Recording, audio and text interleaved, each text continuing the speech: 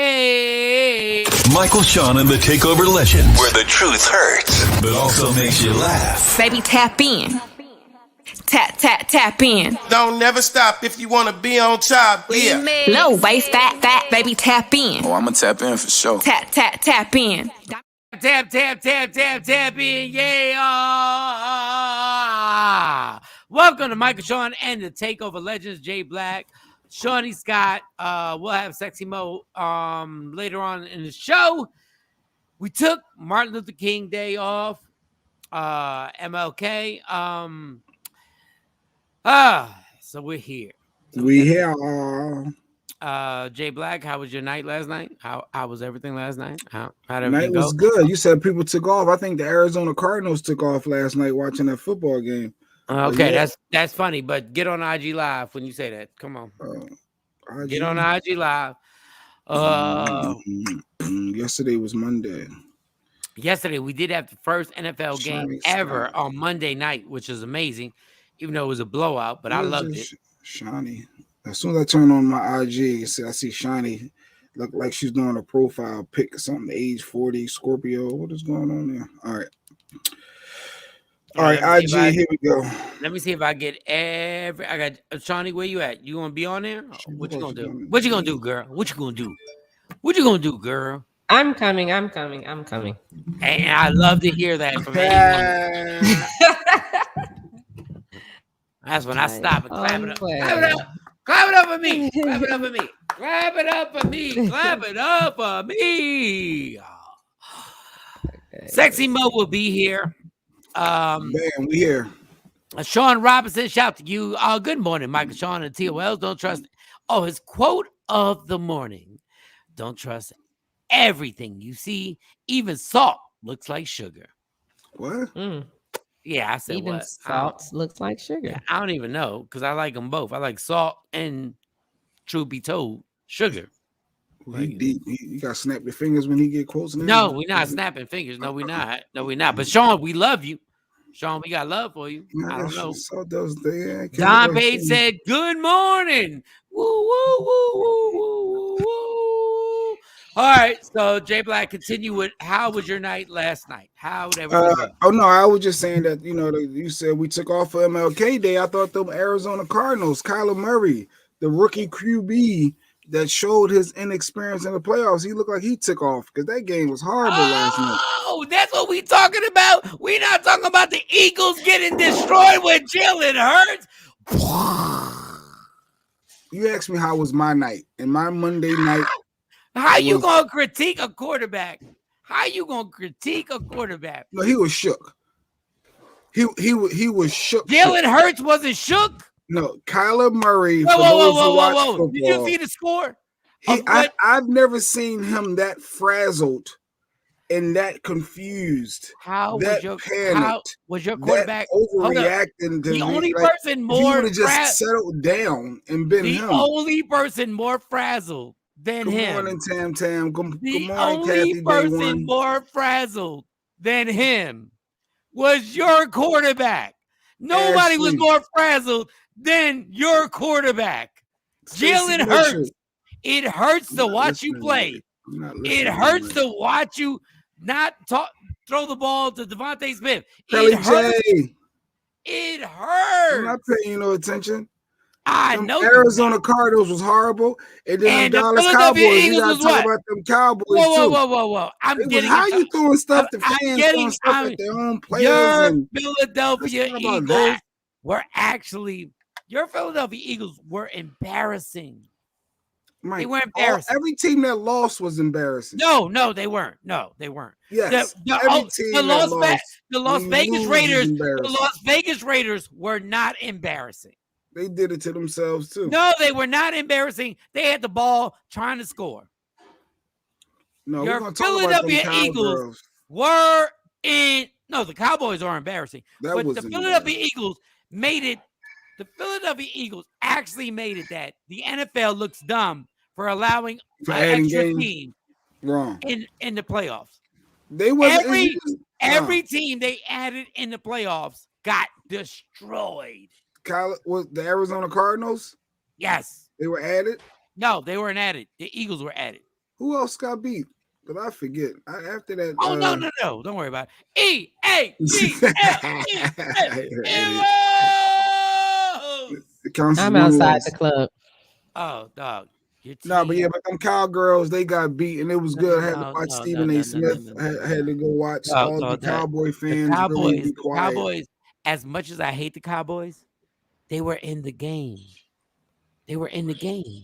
By no fault of their own, they were in the game. What do you mean no fault of their own? That don't make what you just said makes no sense.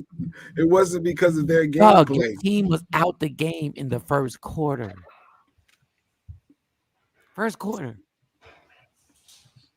Like Dak Prescott at the end of the game, even though they are brain dead.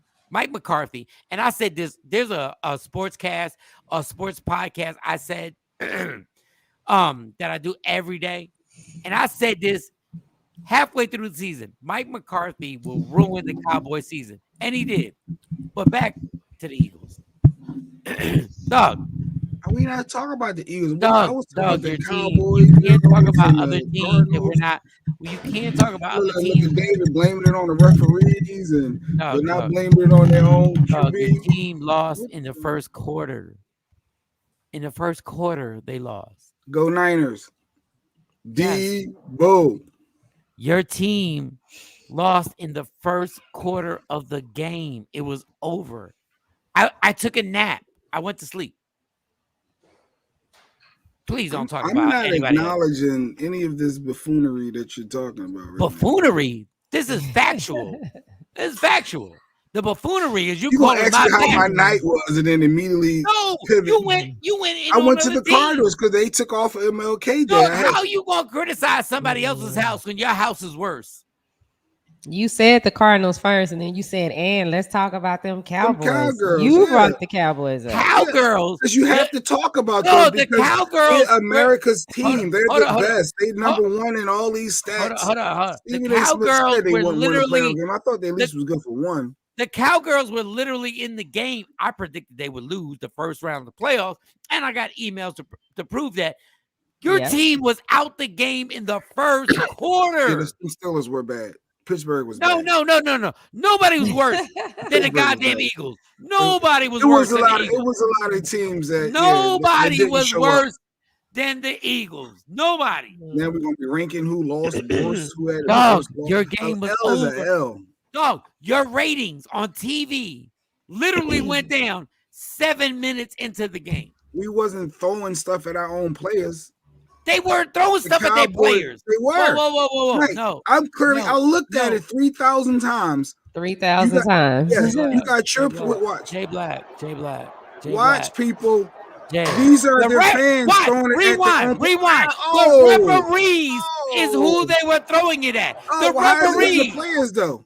The referees. Stop it, Jay Black. Y'all threw batteries at people. Those are the referees that they. Hold on. Number one. It's not cool to throw anything. The referees were the ones that were throwing it at. Y'all threw batteries and snowballs at Santa Claus. They were throwing it at the referees. Jeanette Rochelle. They were throwing it at the referees. Eagle fans are the worst, dog. Did they fire their coach yet? Did the Cowgirls fire their coach yet? Did you fire the coach yet? We had a brand new coach that got us to the playoffs in his first year. Oh, and got blown the fuck out. Blown out. Embarrassed. You build off that when you're a new rookie. Build off what? In the NFL. Build off what? A blowout? You made it to the playoffs. Y'all are in the worst conference in the NFL. And y'all made it only because y'all in the worst conference. We ain't gotta go football talk long. You just asked me how my night went. Hey everybody, Shawnee, how was your night? I was just saying. Oh, it was interesting because we had practice yesterday. We had track practice and the Patriots too. Yeah, good point. I'm sorry. Go ahead. Yeah, practice. I'm sorry. Oh, they win Super Bowls. They win a lot. The Patriots got their. No, they win a lot. They win a lot of Super Bowls. I guess everybody that lost. They lost. Yeah. No, not like y'all. Go ahead, Shawnee. But yeah, so the girls started a new basketball team, so everything was good. What do you mean they started a new basketball team? Like a whole new squad? Like they started a street team. Like y'all playing on the streets. Like and one. Like what? No, well they play for the school. That's the horrible team. But then they're on a traveling team now. So they started practice last night. Okay. Oh shit! Y'all got a traveling team? Mm-hmm.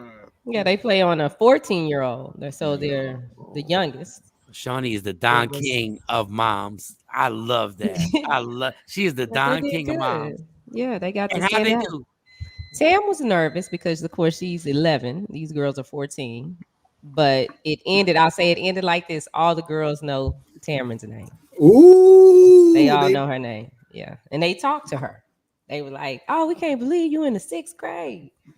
So yeah, she did. They did good. They both did. That is amazing, and we got to get these girls. Like, listen, man, it's not bad to be cocky. Like, we got to get this whole. We got to tap this microphone and be like, listen, we have to have a pep rally. Yeah. And I know you shouldn't say this to your girls. We have the pep rally, be like, fuck these bitches. I'm gangster. Like, we have to have a pep rally with your girls and be like, no. I know, but we gotta be like, listen, I'm in your mouth all the time. Like, Jonesy, what up? Good morning. Like, I need them girls. I need those girls. IG, what up? I need those girls to be gangster because those girls are so athletic and so amazing. It makes no sense. So for you, how was your night last night? What was your night like? Shit, driving them because like when I had called you, when we were at the Walmart, we had just left track practice. I forgot about the basketball practice. So when we got home, as we walking in, I got a text message saying, "Don't forget, we got practice." And practice is all the way at they playing at the field house at Bob Knight Field House or Duncanville Field House, whatever it's called. I was like, man, if I would have known this, we would have just went to Duncanville instead of coming all the way home. You are the Matthew Knowles, Barry Gordy, Joe Jackson of the but in a good way. You ain't beat nobody. Oh wow! That was Mike J. Black trying to change. I'm not. We not changing the subject. Yes, Jonesy. Goodness God, no. Let me tell y'all something. I saw Jonesy somewhere, and then Jonesy will be at a football game, and then she will be at a wrestling match. I was like, wrestling? They do wrestling too? No. You gotta get her there. Yo, her sons are so beast mode on the wrestling match. Like, it's amazing to me how much y'all women like really go and y'all go support and start trouble. Like, y'all be like, this is what it is. Yeah. Cute lip gloss popping. Really, Stacy? Mm-hmm. But I'm really proud of Tamron because she had a bad year with the basketball team. It kind of hurt her self-esteem a little. No, it was because of that. Because she's a good player. It was because of that coach. Even at track practice, I was proud of her because she told me, she said, well, I want to focus on throwing. Because originally at the beginning of the season, she was like, well, I want to run. And I had to tell her, well, you can do both. You just got to keep practicing and running because she doesn't have her form there. She has the speed, but her form just ain't there. All right, let me catch everybody up. You had a situation where the basketball coach was not treating your daughters correctly. You had to step to her, talk to her, and now you brought your girls and they're on a different traveling team now, which means you're correct. You're right. Now, shout to Miss Jones and shout to Dexter on here. What up? Where's Dexter? Birthday boy week. Dexter? And Miss Jones been through the same thing on having to fight with coaches and the whole thing. And listen, man, I applaud y'all. Yeah, see, I wasn't at this practice telling the coach how to run the practice. See? I know. You're right. They know how to coach. No, you're right. You all the way right. I just sat there in the stands and talked on the phone. All right. Sexy Mo will be here soon. How was your night? You ain't tell us about your night. Man, I went through this whole thing where I'm just by myself in the apartment. You all right, Jay? I muted my mic, but IG, I can't mute IG. But go ahead. Yeah. I heard you. I cough, but you go ahead. My night was good. It was just boring. It was just boring, just sitting here and watching the games and doing everything like that. I couldn't bet any of the games because I'm in Texas, so I can't bet. And I would literally, and I would tell anybody right now, bet $100 that the Cincinnati Bengals win the Super Bowl. $100 will make you. You're will wild. make. You forgot about that quarterback called Aaron Rodgers and them Green Bay Packers. You think Jay will never? But if you want to say representing the AFC and they're going to beat the Chiefs, you forgot about Patrick Mahomes and. Okay, I'm telling you, if you bet $100, the money that you can make on them making it to the Super Bowl. Oh, making it, not winning it. If they make it, they win it. But if you just put the money up there, there's no team with a better offense in all of football. Joe Burrows. All of football. Jay knows nothing about football. Jay's just an Eagle fan. Joe Burrows right now has the best offense in all of football. He has 2 receivers that caught for over 1,000 yards, and the third receiver caught for 900 yards. You don't want this problem with me. You're an Eagle fan. If you put $100 on the Bengals right now to win the Super Bowl, you could literally win like $20,000. Psychic Mike has spoken, people. The psychic has spoken. Jay is still very upset that his overrated Eagles got sent home because they shouldn't have went to the playoffs. Okay, my night. Your business done made it all the way to Texas. That's what I meant to tell you before we came on. What business? Oh, we'll talk about it afterwards. Oh, damn. All right. Good business. Oh, good business. Okay. Mm-hmm. So I chilled last night, watched football and everything like that, and then I was sitting there scoping everything out, and I wanted to get mad because the Houston Texan coach, David Culley, a black coach, all the black coach got fired. All the black coaches got fired, except one, Mike Tomlinson from the Pittsburgh Steelers, who has never had a losing season in his life in 15 years. So I was pissed. And I was like, you got to be kidding me. The Houston Texan coach who had no quarterback, Deshaun Watson, was out on the sidelines. But the Detroit Lions coach, Dan Campbell, Dave won 4 games. Dan Campbell won 3 games.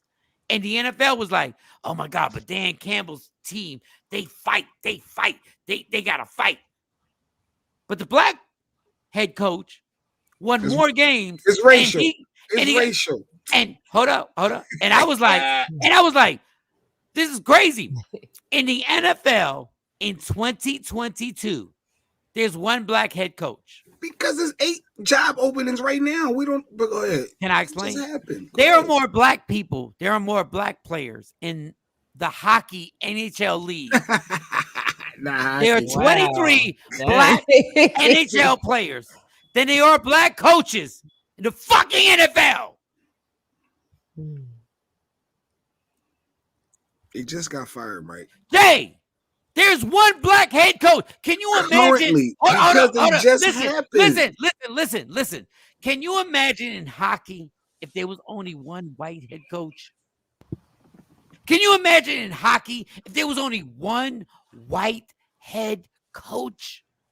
Can you imagine in golf if there was only one white golfer? Your argument is flawed because the position hasn't been filled yet. Once these spots have been filled, before the position was filled, there was only 8 black head coaches in the NFL. In a league that is represented by 70% black. Don't start with me on this. So I was like, you got to be kidding me. In 2022, there's only one black NFL head fucking coach. One. In anything. And everybody, and Jay Black says, oh, but there were positions. All the black coaches got fired when they overachieved. Brian Flores from the Miami Dolphins went to the worst team. He won 8 straight games. He took a team, he gave them 10 wins, and then he won 8 straight games and turned around a team where their head. How many seasons did Flores have there? It was 3. 2. He won 10 games one season, 9 games the other season. Who gets fired off of that, Jay? Nobody. Dan Campbell won 3 games and didn't get fired. Brian Flores is now one of the most sought-out coaches ever. He got fired after bringing a team back when the quarterback was Hurts. Can you wait till these 8 spots that are open get filled before you go on your rant? Do you understand? Do you understand when these jobs? Jim Caldwell from the Detroit Lions did the same thing Dan Campbell did. He got fired. Dan Campbell has never won as many games as Jim Caldwell. I'm sorry if I'm boring y'all. I just gotta break Jay down because he not built for me. He not built I'm just saying let the positions get filled before you have this rant. Because say if they go in and hire 6 coaches get hired. Do you understand? Jim Caldwell won 4 games. Representation. Jim Caldwell tripled Dan Campbell's games, and he got fired. It's up to the white man owner. That's why you got to own your own NFL team. You hire your own head coach who you want to hire. That's the dumbest thing you ever said. How many black owners are there in the NFL? That's why I said that. Because we need to own more of our teams. Oh, why really? We need to own them? Why can't we? Why can't we? Jay, why can't we own them? Why can't we? Let's talk about that. Why aren't there any black people that own NFL teams? Why Jay-Z don't own the Why? Do you know? You want to know why, Shawnee? You want to know, Shawnee? Because the white dudes have to actually allow an owner to own our team. So all the white dudes will not allow an owner of any other skin color than them to own a team. And Jay knows this. Yeah. They have to literally come together. Diddy ran through that problem. Yeah, that's what I'm saying. Diddy tried to run one. But I mean, I say we should start our own league. What? You see, you take it too far. We got enough millionaires and billionaires to do it. You actually, another NFL? The USFL. They got what's that team that the Rock got? It started, it was small, and it just took some time to grow. All right, Jay. Oh my God, Jesus Christ. Yeah, we could. We got enough people. Jay Black, millionaires to do it. There's a USFL starting 2 weeks after the Super Bowl. If every NFL player really said, you know what?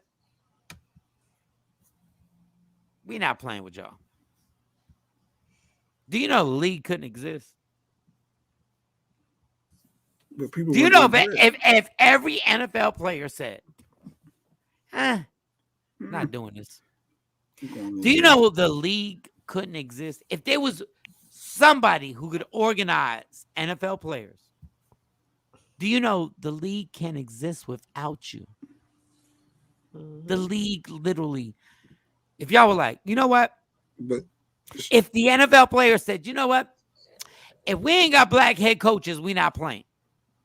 But guys under Roger Goodell, and I forget his name, he played for the Eagles. He's one of them sellout motherfuckers too.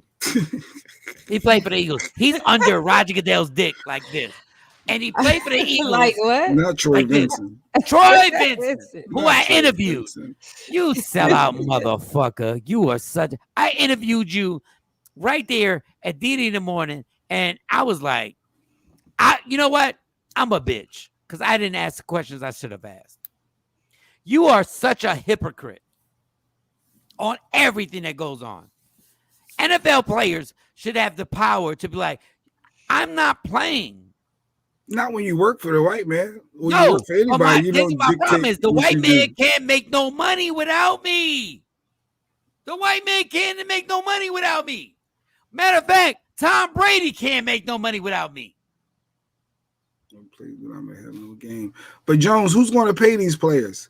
If they want to jump ship like Shawnee's saying to go to the USFL, like they ain't got enough bread to pay them like that. But they don't even have to leave. They don't have to leave the NFL. What they have to do is say, we are going on strike until we find out that you got. But you go on strike, you ain't getting paid. No, but the reason is Major League Baseball. Let me school you on something. Let me school with you a guaranteed contract. No. Major League Baseball, before the World Series, said if you don't give me what we want, we're going on strike. And they were like, you're not going to go on strike before the World Series. They said, bitch, yes, we are. And the World Series was canceled. The World Series. If black man said, the Super Bowl ain't going to happen. The Super Bowl ain't going to happen. Baseball did it. And you know what baseball does right now? Got the highest salaries ever. Yeah. If everybody said, you know what? This is great. Let's see. Green Bay is gonna play Kansas City, and everybody said, guess what? No black guys are playing. See you. Unless we get this. Yeah. You know what would happen? Roger Goodell's white ass would be choked out and be like, what the fuck? We got billions of dollars. We got all this commercial. And all the black guys said, yo. And then when the black guys say it, the white guys going to be in there too. There's Hispanics, Hawaiians, all types of people in the NFL. And they'll all be like, y'all not playing for real? No, we're not. If Patrick Mahomes said, I'm not playing, guess what the fuck would happen? Change gonna come. Well, first they'd go to the hood and try to offer somebody $5,000 to play, and somebody's no, you can't do that. You can't do that with the Super Bowl. You can't do that with the Super Bowl. Jonesy said it was Latino based, but yeah, it is. Yeah, Major League is Latino based, but it's Latinos telling their white agents, and it's white guys, pitchers and catchers who said, we are canceling the World Series. It was white guys who said, fuck it. I don't care if my teammate is Dominican. I don't care if my teammate is Cuban.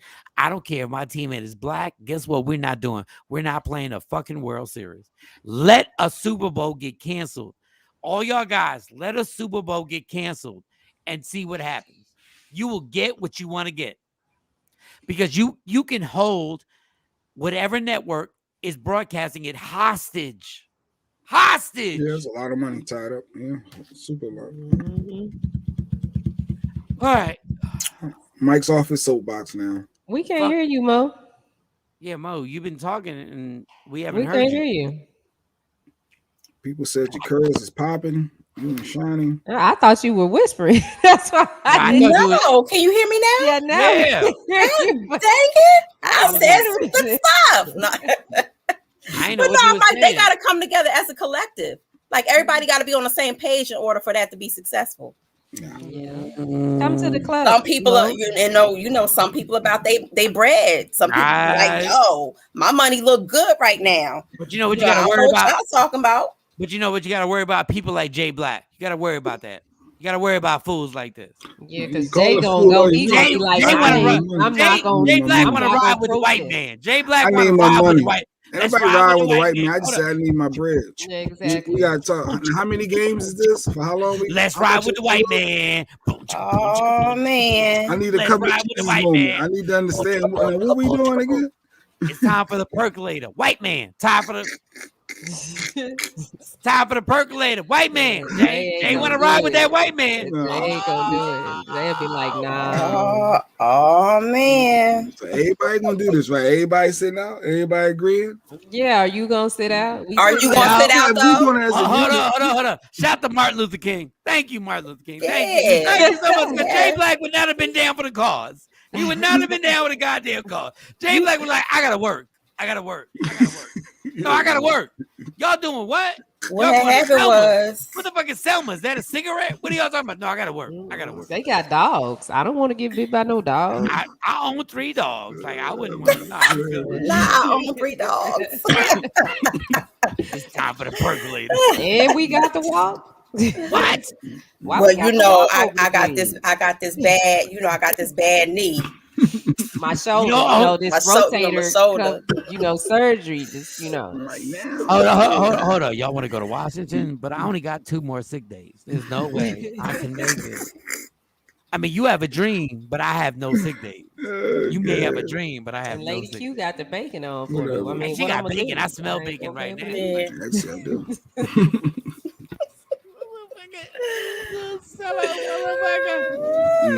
All right. Let's get to this. Let's get to the funniest shit I saw. My God, I tried to get you in the club, Sexy Mo, and it said unable. I don't know if you. No. And we might have to get Jonesy and let her spaz out. But we might have to get everybody on here because this Kanye West thing is like. Oh, okay. Like you know what I realized, y'all. Mike and Shawn the Takeover Legends. You know what I realized? More to come. Thank you. You have a dream, but I have a mortgage. Yeah, that's what Dexter said. Dave like said, you have a dream, I have a mortgage. Fuck your dream. I got a mortgage. I can't even refinance this. I can't even refinance this motherfucker. Let's figure this out. No, but what is something funny? What something you saw over the weekend that was funny? Dog, I wish. I gotta be honest with y'all. In real life, I wish I was as bold as Kanye West was. As Kanye West is. I wish. Dog, Kanye West, I don't agree with everything he says. I don't agree with everything he does. I love the fact that he's a billionaire and he couldn't find the address to his kid's birthday. Okay. Now mind you, those regular problems, though. No, you're right. So regular. That's so regular. That's so regular shit that it makes me. But the funny thing is, it's not that I feel bad for Kanye, because I know there's a story behind the story. There's a story inside the story. But the fact that a billionaire got on Instagram and said, I couldn't find I can't find, and there's no legal, there's nothing. Nobody's telling me what my daughter, dog. It makes me laugh, but it's so real. And then when I find out that Travis Scott, he about to get kicked out the family. This motherfucker snitch and say, yo, it's right here. He's a billionaire. And he goes, it's right here. Then all of a sudden, the video comes up where Kanye is at the party playing with his kids, right? And playing with his daughter and and he's playing and everything turns out good. This is why I don't take none of y'all shit seriously. This is why I don't get caught up in what y'all do. What do you mean? I don't get caught like people get emotional. She's not telling me the address on where the baby. She's trying to hold me back from being a father. I'm trying to do right. And my daughter she gonna remember this. This gonna scar her for life. She gonna think I wasn't there for her. That's true. And Jay, all he had to do was call Travis Scott. Shut the fuck up. But why would I have to call another man to find out where my child? Jay, do you understand? That was crazy in itself. Jay, do you understand? There's a chance that they could have emailed the address and Kanye didn't even look. But when I call nannies and I call this person, I obviously told them not to tell me. If we at the party already, listen, I'm just saying casual shit. Kanye, you're casual now. I'm not taking you as the Obamas. Oh no, he's definitely regular. You're just a regular motherfucker. There's a chance that you didn't even get the text message and you got us catching feelings.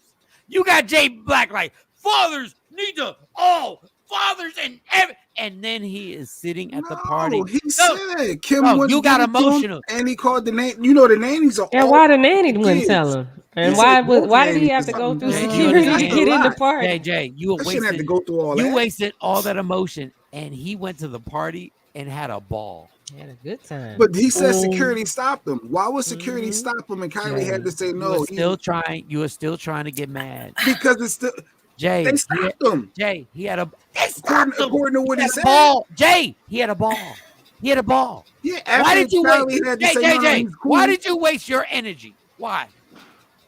Because he got the reaction he wanted. He put the word out, and the backlash came, and all of a sudden he got the info, and now he's there and he's showing y'all he appreciates it. How do you even know he didn't get the information earlier and just didn't get it? You think he made this all up? I'm gonna make this up. Kanye wouldn't make shit up. But that did not. Kanye wouldn't make it up. Not with his kids. He don't give me that vibe. Kanye don't give off that vibe. But I'm gonna lie and say something about my kids that ain't true. Kanye doesn't give you that. Kanye is the same one who said on stage that Jay-Z was gonna kill him. I don't remember all that. Like, I think he was in between his meds at that time. Like, I think he was. Jay-Z and now said it on 444. I gave you 40 million and you gave me 40 minutes. No, I'm not playing with Kanye at all. I'm not playing with Kanye. We have the actual clip. I want to see the sincereness. I heard about the clip. I didn't see it. When is Kanye sincere? Kanye's I can read through people when let me see how you can't read shit. You can't read Kanye because Kanye can't read Kanye. Do you have a clip, Johnny? Yes, I do. Here you go. I'm just wishing my daughter a public happy birthday. I wasn't allowed to know where her party was. There's nothing legal. They're saying that these are the kind of games that's being played. At the light, it's the kind of thing that really has affected my health for the longest. And I'm just not playing. I'm taking control of my narrative this year. I'm being the father, the best father, the yay version of a father. And I'm not finna let this happen. And we're gonna be in real time. Take a slight right turn onto I-405 right here. North. Chicago, happy birthday. I love you. And I'm just putting this online because I need y'all's support. I didn't call Kim, text the nannies. I got on the phone with Tristan. He said, he asked Chloe, won't nobody give me the address to my daughter's birthday party right now? And that's going to imprint in her mind that I wasn't there for her. You get what I'm saying? Like, I was supposed to be in Miami recording my album. My whole schedule is all based around me being able to take my kids to school, me being there for them, making sure that I'm in their life. That's the whole point of having money. They take so many fathers just throughout America. They've been taking the fathers out the homes purposely. So I'm speaking up. I'm using my voice to say this ain't gonna keep happening. This narrative is not gonna happen. It's a lot of people that's not in a position where they ain't got no voice when people be playing games like this. Baby mamas be playing games. The grandmama be playing games like this. And it's like, as y'all know, they ain't finna play like that with me. I'm just... Everybody be quiet. Everybody be quiet. Everybody. And just let everybody relax. Kanye, listen, Kanye. You're the biggest hypocrite in the entire world. If you worried about your kids and you worried about all this, your outbursts that have gone on that they're going to see on YouTube forever and ever. Like, you can't have it both ways, homie. Like, I get it. The lie that you said, everybody, you don't know where the birthday party is at. You went to the birthday party. And you had to retract all this afterwards. Because everybody was like, okay, here's the address. And you got pictures playing with your beautiful daughter. And you had a great time. And then afterwards, you get back in your dysfunctional brain and go like, it was such a good time. We had such a great time. This is why I don't fuck with you until you get help. They let you went to the party and everybody's looking at you like, no, dog. He made this whole thing up. He has a whole nother video of having a great time with his daughter because nobody was stopping you. So that can be true that he called Tristan and Chris. I don't know. Let me ask Chloe. And Chloe, now, he made all this up? Like, could that have happened? Yes. Wouldn't Tristan have come out and say, dog, you ain't talk to me. We ain't speak. Dude. I believe he did try to talk to the nanny. I believe Tristan did curve him. I believe it. Dog, because Kanye's not stable ever. Wait, do you believe it or not? You saying now it's because Dude, Kanye West, went there. I'm team Ye on this. I believe Jay Black. Kanye West is killing everybody. I can't find the address. Then somebody sends him the address. Yeah, after I went through somebody's baby dad. Or are they married? Travis and Kanye? No, Travis is just the baby I shouldn't dad. have to go through all of those steps to get the address. I should go to the PM. Okay. I should be able to go right to the baby mom or whoever, ex-wife, current wife. Are you really gonna be? I gotta call Tristan. I'm calling my homies from through the people. I'm calling Corey. I'm trying to hit up everybody in the family. You finagling. That's a bit much, Mike. Who is the most unstable person in this situation, Jay? Who's the most unstable person? What do you mean? You going off assumptions? Who is the most? No. He has probably never been unstable. Mo. Who's the most unstable person in this situation? Oh, Kanye for sure. Johnny, who's the most unstable person in this situation? Kanye. Off of perception, but go ahead. No, it's mental health. He has mental health issues. All jokes aside, we don't know about everybody within that clique. But I'm just saying he shouldn't have to go through all that, and I can feel his pain related with people playing games. Just give me the address. Shut the fuck up with feel his pain. He's a manipulator from in the highest level. He has mental illness, and he's a fucking manipulator on the highest level. This man went from being in a car, calling everybody wrong, to going to the party and saying it was fabulous, to getting in his car afterwards and be like, oh my God, I just want to say I'm sorry. Everything was all good. That's what happened in the 3 stages. And you don't see the progression of how that could be, because once you get to the party, you're happy that you had a nobody was holding the address. You want to make sure that this don't happen again. Hey, nobody was holding the address from him. They were, obviously. How is it? So you believe Kanye? I believe that I believe that they were hesitant on giving that man the address. Do you believe Kanye? Okay, so do you believe Kanye on his apology? Well, here's the apology. Here's the apology. Oh, wait a minute. My bad. Okay, wait a minute. It'll take time just like Kanye. It'll take time just like Kanye. It'll take time just like him to come to his senses because he's not on his medication. So this is what he does. When a person is not on their medication, this is what happens. Jay Black, I think that because it's such a regular problem, I think that you are trying to rationalize that this could actually happen to Kanye.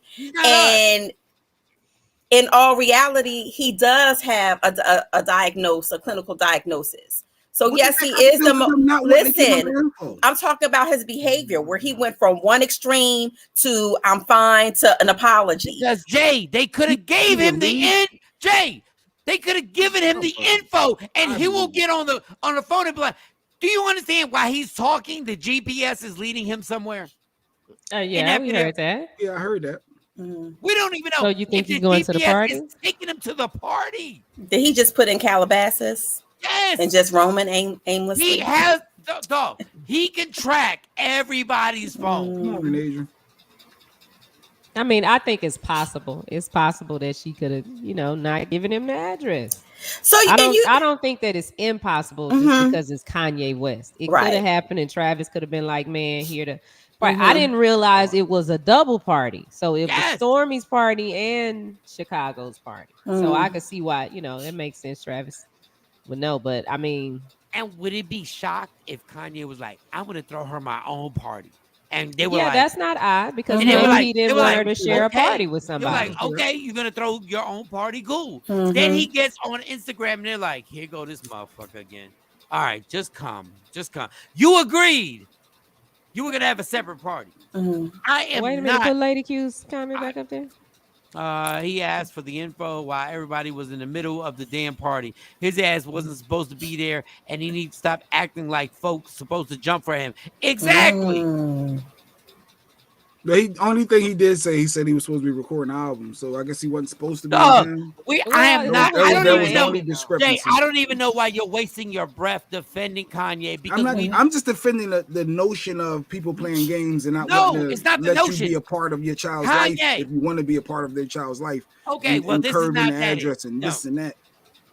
Kanye's a billionaire. No, I'm not fucking with Kanye. No, I'm not wasting my breath on Kanye no more. No more. If he's right. So you don't think Travis Scott really gave it to him, the address? No, I do. I do, because I think Travis Scott was like, Kanye was like, dog, I'm going to produce your album. Send me the. And Travis was like, you're going to need me before I need you. No, but do you think that Kylie really did have to tell security to stand down? I would have security beat the fuck out of Kanye's weird ass.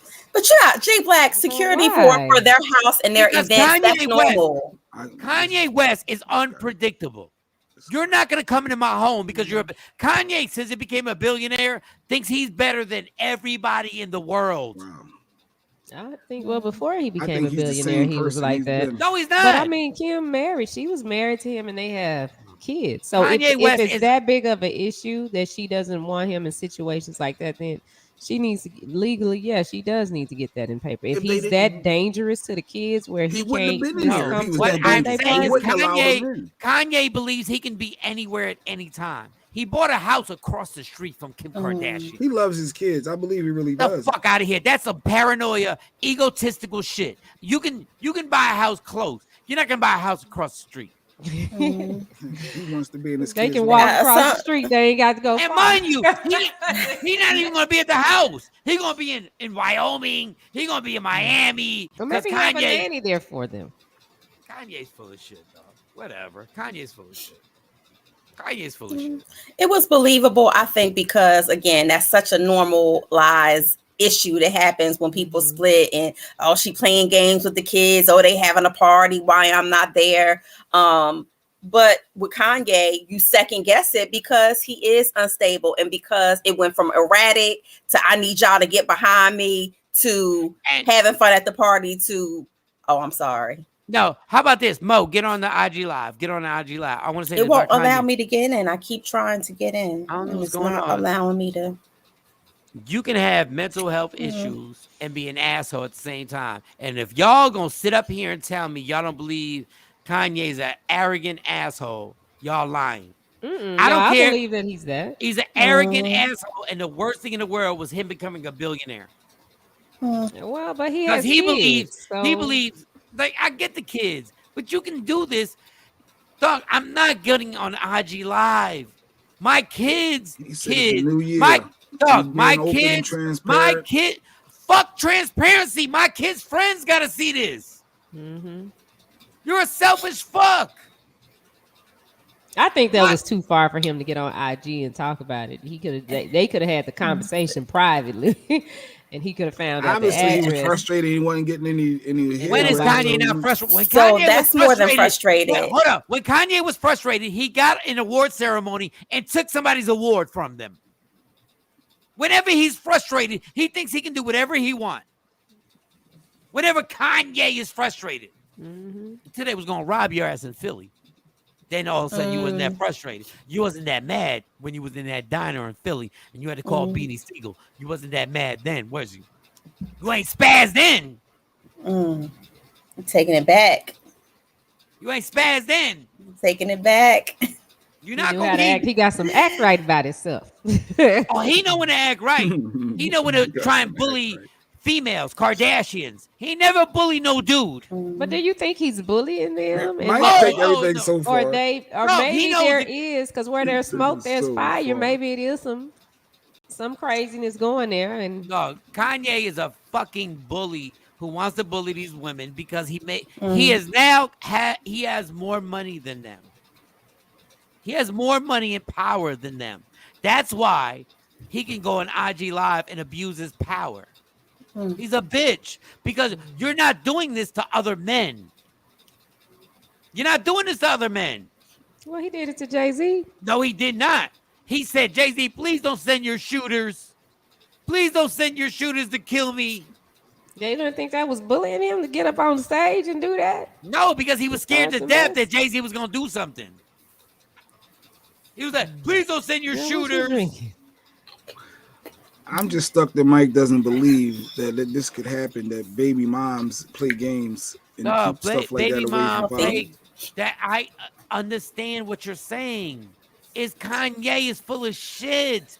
The normal dude, I get it. I understand it. But stop trying to connect with Kanye's struggle. Kanye's just an ass, yo. I mean, coupled with the fact that, again, after his mom passed, he had a psychotic break. I mean, that's definitely evident.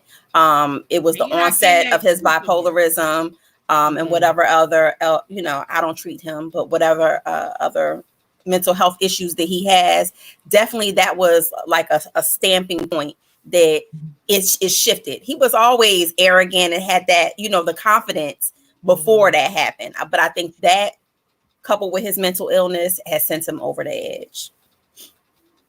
Watch it get worse. Watch. Yeah, because it normally does. I mean, what's today's date? What's today's date? Today's the 18th. January the 18th. Okay, I want everybody to remember this. Watch it get worse.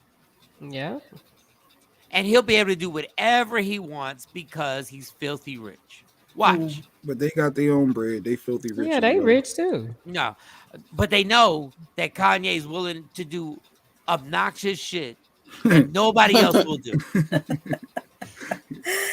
Everybody else has got common sense, and Kanye literally put on blast this situation. Well, I'm team Travis Scott now. I like Travis Scott. I'm about to go. His baby mama and the grandma. You know what? You know what that means? You know what that means? He could have called Travis Scott and said, "Travis Scott, where's the address?" And Travis Scott would have been like, "Yo, we here." But he decided to go on social media to put the whole shit on blast. He did eventually. So you do understand. No, but he could have called Travis first, since it's Stormy and her party. And once I call you, once you call your baby mom, once you call the nannies, you're not getting anywhere. You calling Tristan because he's he right didn't have to call Tristan. Tristan's baby wasn't having a party. It was Travis Scott's baby and his baby. He should have called Travis first. And Jay, if you call me in the middle of gay party, I ain't answering for your ass because I'm busy in the middle of the party. You know it's the baby dad, and you know he's trying to get there. Well, then he should have called Tristan first because it was Tristan's baby and his baby's party. Why you calling? I mean, it was Travis' baby and his baby's party. Kanye, why are you calling Tristan? Kanye could have Tristan literally was told Tristan even there. Kanye could have literally told them I wasn't coming to the party, and Tristan then he ain't changed. Want no smoke anyway. He Hold on. Kanye could have literally told them, "I'm not coming to the party," and changed his mind in the morning and started this whole shit. He literally could have said, "I'm not coming." And he has that right if he's not going to make it to now I want to go, and he should be. He doesn't have a right to do whatever he wants, Jay. You don't have a right. ADQ gonna get into. If you ain't invited somewhere, you shouldn't be going. And I'm like, well, that's her getting into a debate over that. Like, what do you mean? This is my child. I'm always invited wherever my kid is at. Jay Black. No, Jay Black. No, you're not. Either way, like I said, me and her got into all that, and not without a discussion first. You cannot just pop up at things that your child mother or your wife, ex-wife, or whatever has planned without some type of conversation about it. You can't just pop up and say, "Well, because my child there, I'm gonna be there." What? Family? Oh, y'all going on family vacation? Y'all going skiing? Oh, what's the address? What? No. I don't have no problem with none of that. No, honey, we got to have a conversation. But it's out of respect. It's out of respect. I'd be like, go ahead, Shawn. Go ahead. I'd be like, here your keys. You can spend your money on it. I'll be back. Give me some me time. Like, you really think Shaquisha, our nurse practitioner, said, you really think Kim K ain't playing games with that man knowing he's not wrapped too tight? No. She's poking the bear. They poking the bear on purpose. He gonna explode, and it's gonna help me with my divorce. So you feel like they poking the bear? You know why, Shaquisha? I don't believe that because Jay-Z doesn't even understand this motherfucker.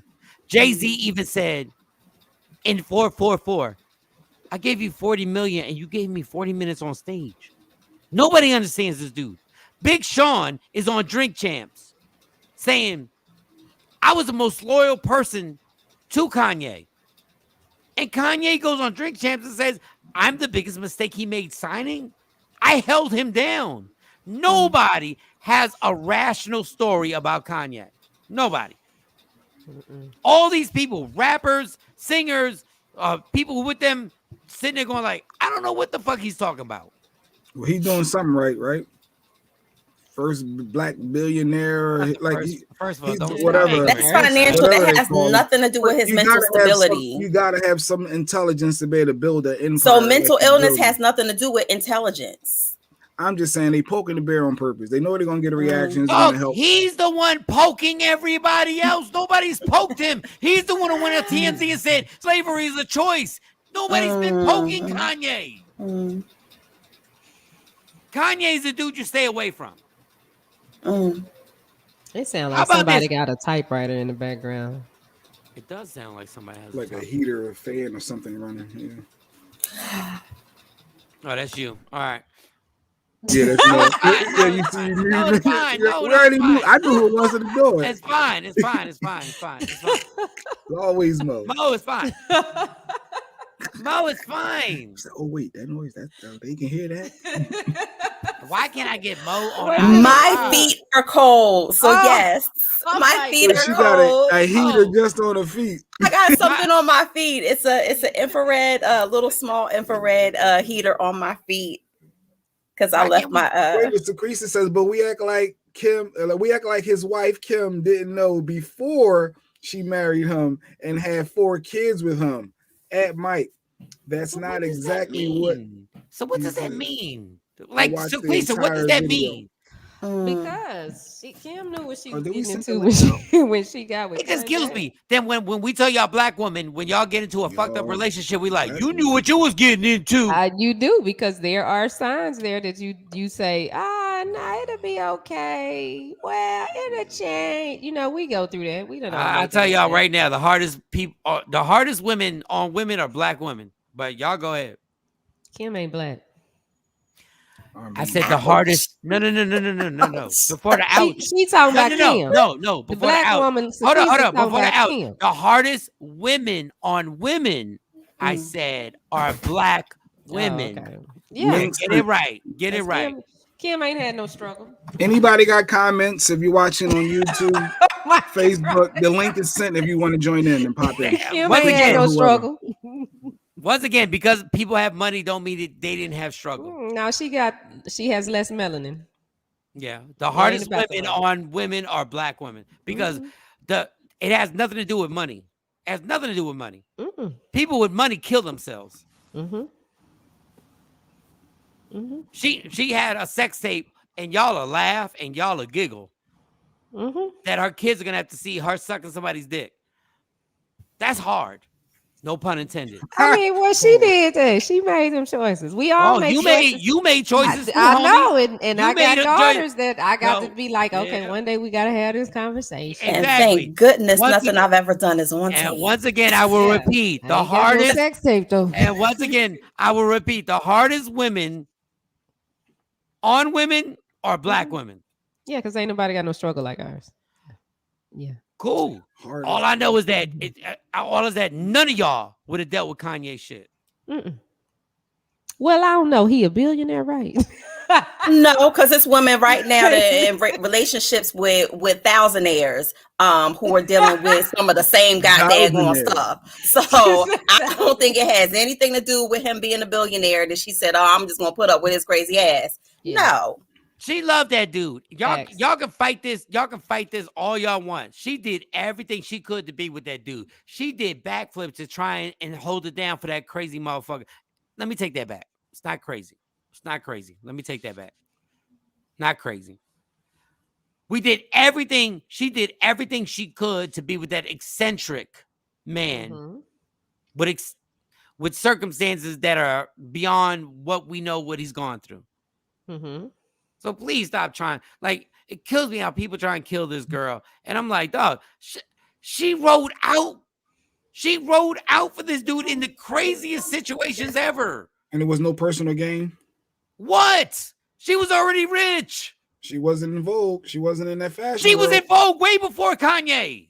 Kanye opened I up mean, the let's door. not act like Kanye ain't added nothing to Kim. I like Kim and Kanye together, and I really was rooting for them do this? Why do and black hope people that do they this? were, She you know, were admitted able that to Kanye work opened up a together, lot of but doors that she couldn't get in. She it admitted ain't that. like She said it. Kim didn't make. Well, they were good for each other. They did things for each other, but it ain't like Kim ain't got nothing out of this marriage or being attached to him.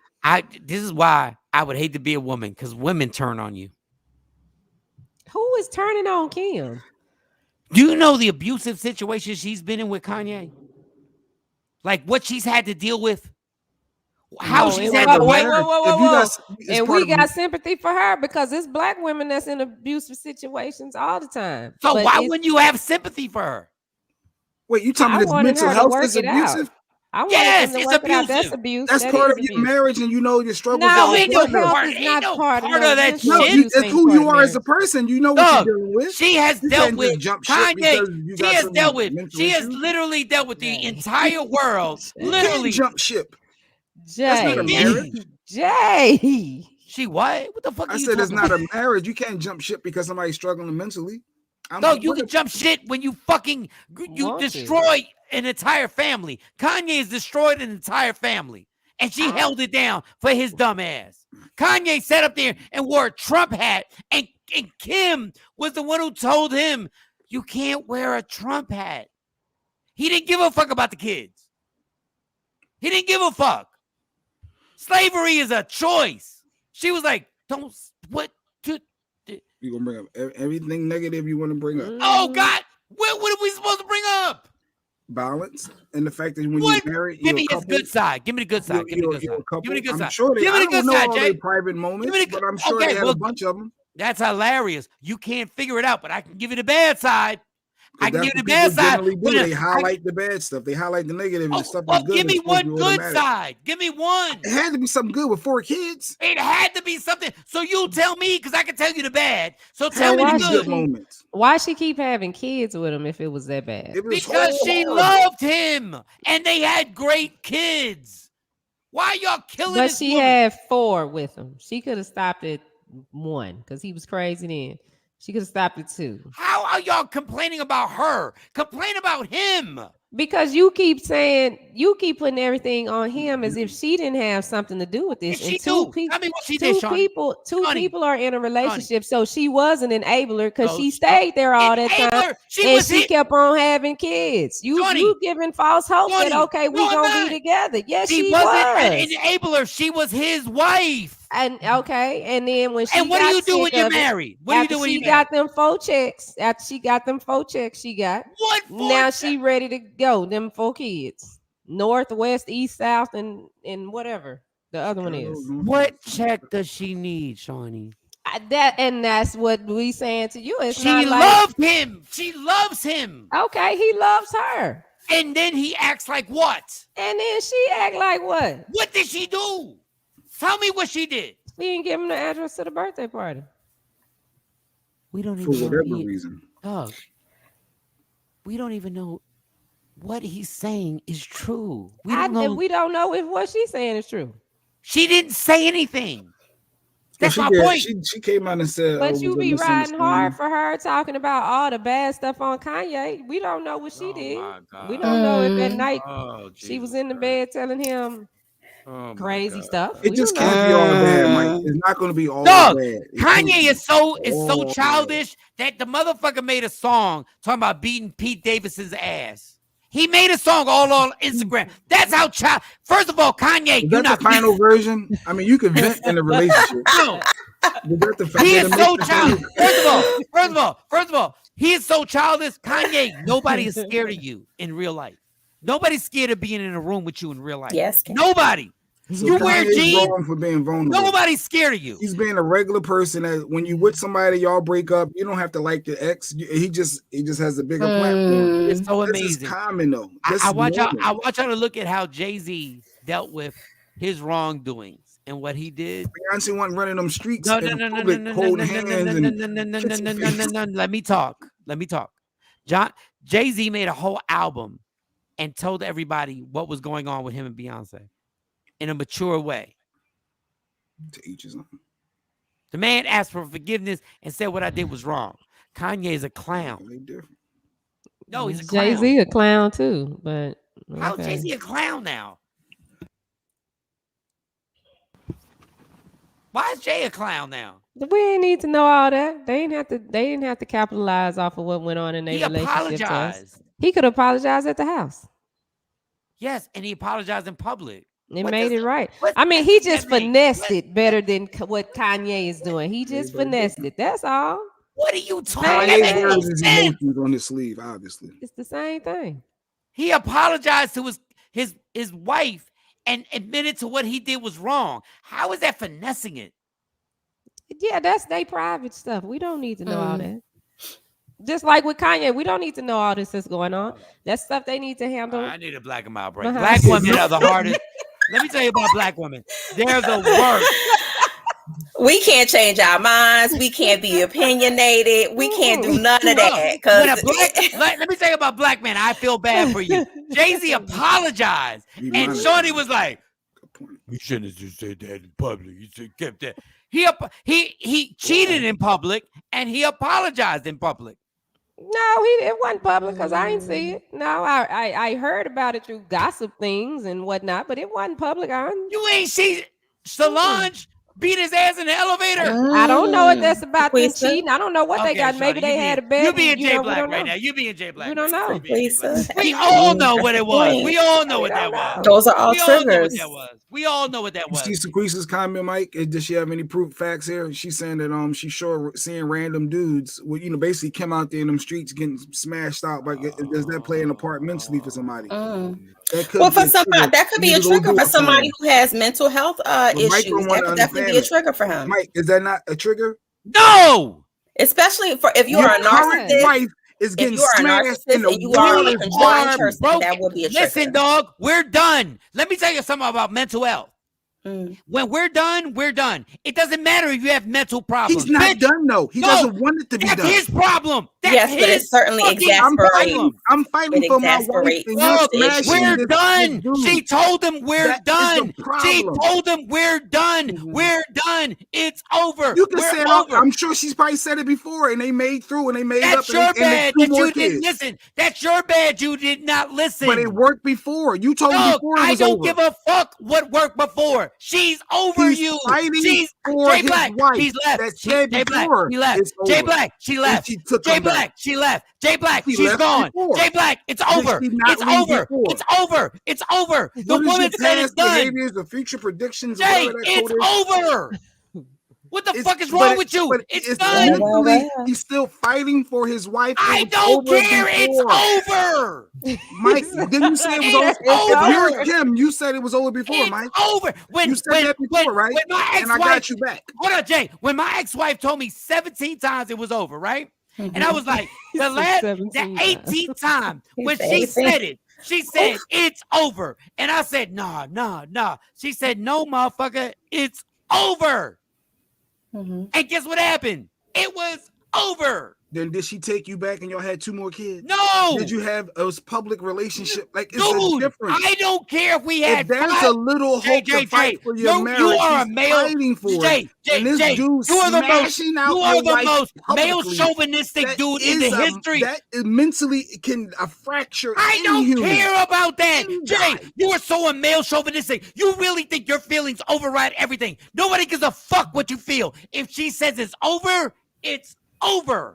Mike, but your past said it's over before, and it your wasn't. Your past doesn't matter. It does. Because I knew I got a chance. I could have ate peanut butter. I could have ate peanut butter in my past, and now I don't want peanut butter. I don't. But I know you like peanut butter, so I'm still going to try to bring it to you because I knew before you liked it. Oh my God. So you saying you don't want it now? My point is, it ain't over till it's over. And this dude smashing publicly. You see, Jay Black. Jay Black is the stalker dude. Jay Black is the guy that you need a restraining order on. Jay Black is the guy that you got to call a lawyer. Jay Black is the guy that you literally have to call a lawyer. Jay Black is like, you liked me in 78. You liked me in 98. You liked me.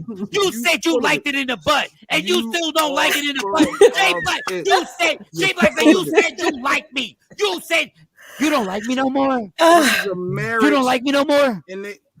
It's different when you Jay, marry. it's over as an adult. Different. When a person tells you it's over as an adult, it's this ain't no means no. You ain't going with the no. She's done. This is bigger She's than that. Done. So Lady Q says Kim tried to stick it out with Kanye, but he won't get the help he clearly needs. How he care about being present for his kids, but moved across the country without them. I'm the most broken-minded. But you know what? Yeah, he did that in a Jay Black in the Guinness Book of World Records for the most broken-minded man in America. Because you're fighting for your marriage, Dave. Hey, if the other person wants out, let me tell you, OJ. Let me talk to you, OJ. Kim said she wanted out before. How are you missing this point? OJ, you can say you want out. Did you call me OJ? Yes, OJ. OJ. OJ. You can say you want out. OJ. You can say you want out, right?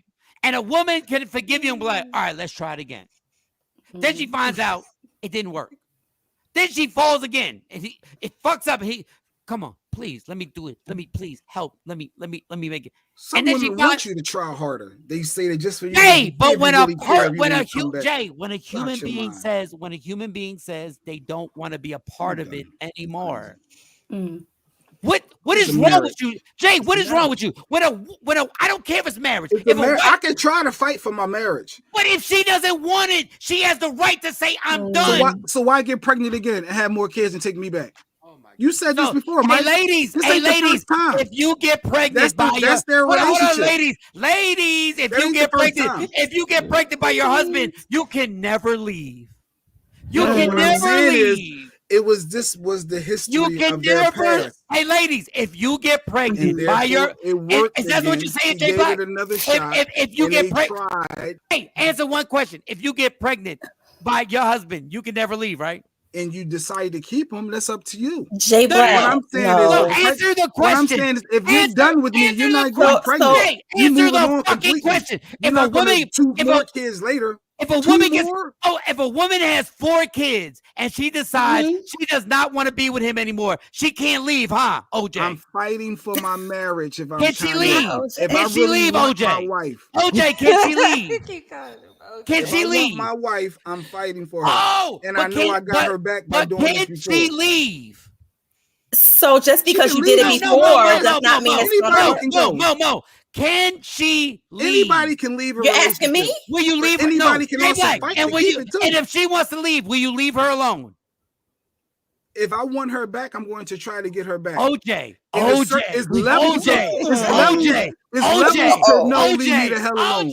It's levels to it. So what type of boundaries? I need to know the boundaries. In the building. Now is OJ Simpson. He said, I'm gonna ask you this question one more time. Lady Q wanted to leave me. Is levels to her saying leave me. If she wants to leave, you won't let her leave, huh? It's levels. Oh, OJ. I think is that he won't let her leave. He's just gonna fight for his won't let her leave. No, he won't let her leave. Jay Black won't let her leave. Kanye is fighting for his Jay Black, will you let her leave? And is a Jay Black, answer this question. Will you let her leave? What do you mean? If we reach the point of no, fuck your point. She wants to leave. Fuck your point. She wants to leave. Will you let her leave? She said she wanted to leave before, and she took me back. So of course I'm going to keep trying. Okay, if she really wants to leave, will you let her leave? If it depends on if she ever reached that level. OJ, ladies and gentlemen, when you was asking him if he'll let her leave, do you mean like will he physically hold her there to stop her? I'm not keeping nobody hostage. No, but Jay, mentally, because sometimes mentally what somebody can do in holding you hostage mentally can be more devastating than physically saying I'm locking the door and you ain't going nowhere. Fuck all that mentally. Jay ain't letting her leave. Period. He locking the door? You locking her in, Jay? Period. He not letting her leave. Say he locking the door. You locking the door? Levels to fighting for your marriage. He not letting her. He believes if a woman. He believes if a woman has kids. Jay has said this repeatedly. He believes if a woman. He believes if a woman has kids, she can't leave. I did not say that. I said, why? If you leaving me, you took me back, and now we got more kids. Who cares? That's what your past. No, so take the kids off the your past. Mike, a person has freedom. A person has freedom of fucking choice. If they want to leave, and they it was can her leave. choice before, right? Was it not her choice and before? And now she wants to leave. And then she wanted to take him back too, right? And she left. She changed her mind. Yes, you know why? She left. She changed her mind, and he kept trying. So he's doing the same thing now. You are fucking a prehistoric fucking caveman. You can fight. You're crazy to think you're supposed to just give up and wash your hands. Dog, if she wants to leave, if we've gone through if 3 or 4, said I'm out, and you wanted to convince her, and she took you back, and then you did it again, yeah, because last time it worked. Nobody cares. Are so you in the wrong for trying? Jay, are you in the 8th grade? Are you in the 8th grade? No, if a woman is fucking fed up with you, she's done. She's done. When a woman's fed up. Yes. Go ahead. She's over. Stacey's done. Yes. But she took you back, right? No, I don't give a fuck about her. You have to. Because that's where we're at now. Hey, nobody cares about you back in 95. Nobody she took me back in 2010. You remember she took me back. So you do know the threshold of a woman. Like when a woman is done, when I don't care how many times she's taken, but I don't care how many times she's taken you back. Done. And you bring up a valid point. Done. Yeah. It's different. But see, you brought up a valid point because you said, well, I mean, it worked before. He's a fucking idiot, y'all. It worked before, so why I'm going to do the same thing to try to get it back? If it worked before, it doesn't matter, and that's what I'm trying to get at. Where everybody has a line where you cross and they go, "I can't take it anymore." But your selfish ass is like, "But you took me." How do we know that wasn't her line before? You took me back before. You took me back, bitch. I'm done with you. I'm done. Fight for your marriage. If you're any people out there going through some struggles in your marriage, you can fight for your marriage. If she's out here with another dude running them streets, yes, that's going to be mentally scarred. But you can still. Oh, now look, he's scarred. He's scarred. But if you, that's mentally going to hurt. You're going to be damaged. You are such a male chauvinist. You have been a motherfucking asshole the entire relationship, and you're like, oh my god, I can't believe I fucked these bitches, but when you fuck this dude, I'm scarred. Mike, and that is most men. You on IG, he riding around in her Bentley or Rolls Royce, whatever car it is. You got the new dude smashing out, riding around. That's humiliating. But no, it's humiliating when you were sticking your dick in other bitches. It's when you was getting your dick sucked at the strip club. When you was literally in the champagne room having your dick sucked by 3 bitches. Fight. Why do you think fight for what? You can fight. But when a woman or a man says, I am done, you respect them because your selfish ass. They never say she was done with you? Dog. And I love the difference. Chinese ex-husband ain't never said her. And unlike you, I'm done with him. And unlike you, I left. And I think that people understand their mate. They know when their person is really done. They know when it's like, all right. Everybody said they was done at some point. You have no respect for other people's feelings. When you have literally grinded somebody's feelings and their heart to the ground, motherfucker. Wait a minute. And yet, at the end of the podcast, Mike says, you got to fight for everything. That's what Mike wrote. Hold on. Wait. Let me clear that up. No. Let's be all funny because I'll get now intellectual. Thank you, Kathy. I said you got to fight for your happiness. Right. Hold on. Everybody settle down. You got to fight for your happiness. And your happiness can't be conquering somebody else and making them sad because that makes you happy. Because she's done with you. You're not built for me. She's done with you. And when a woman is done, your arrogant ass says, we gonna fight for the relationship. Motherfucker, you wasn't thinking about that when you was running the streets getting your dick sucked. So now and I realize that you're the most important thing she's to me. Done. Now I make sure this ain't gonna happen again. It's or too whatever late. the issue is. Let's go to therapy. Let's try to have you don't just give up. Look at it. Let's go to therapy. Yeah, we want to go. Hold on. It's so funny. Jay Black wants to go to therapy for the couple, but not for himself.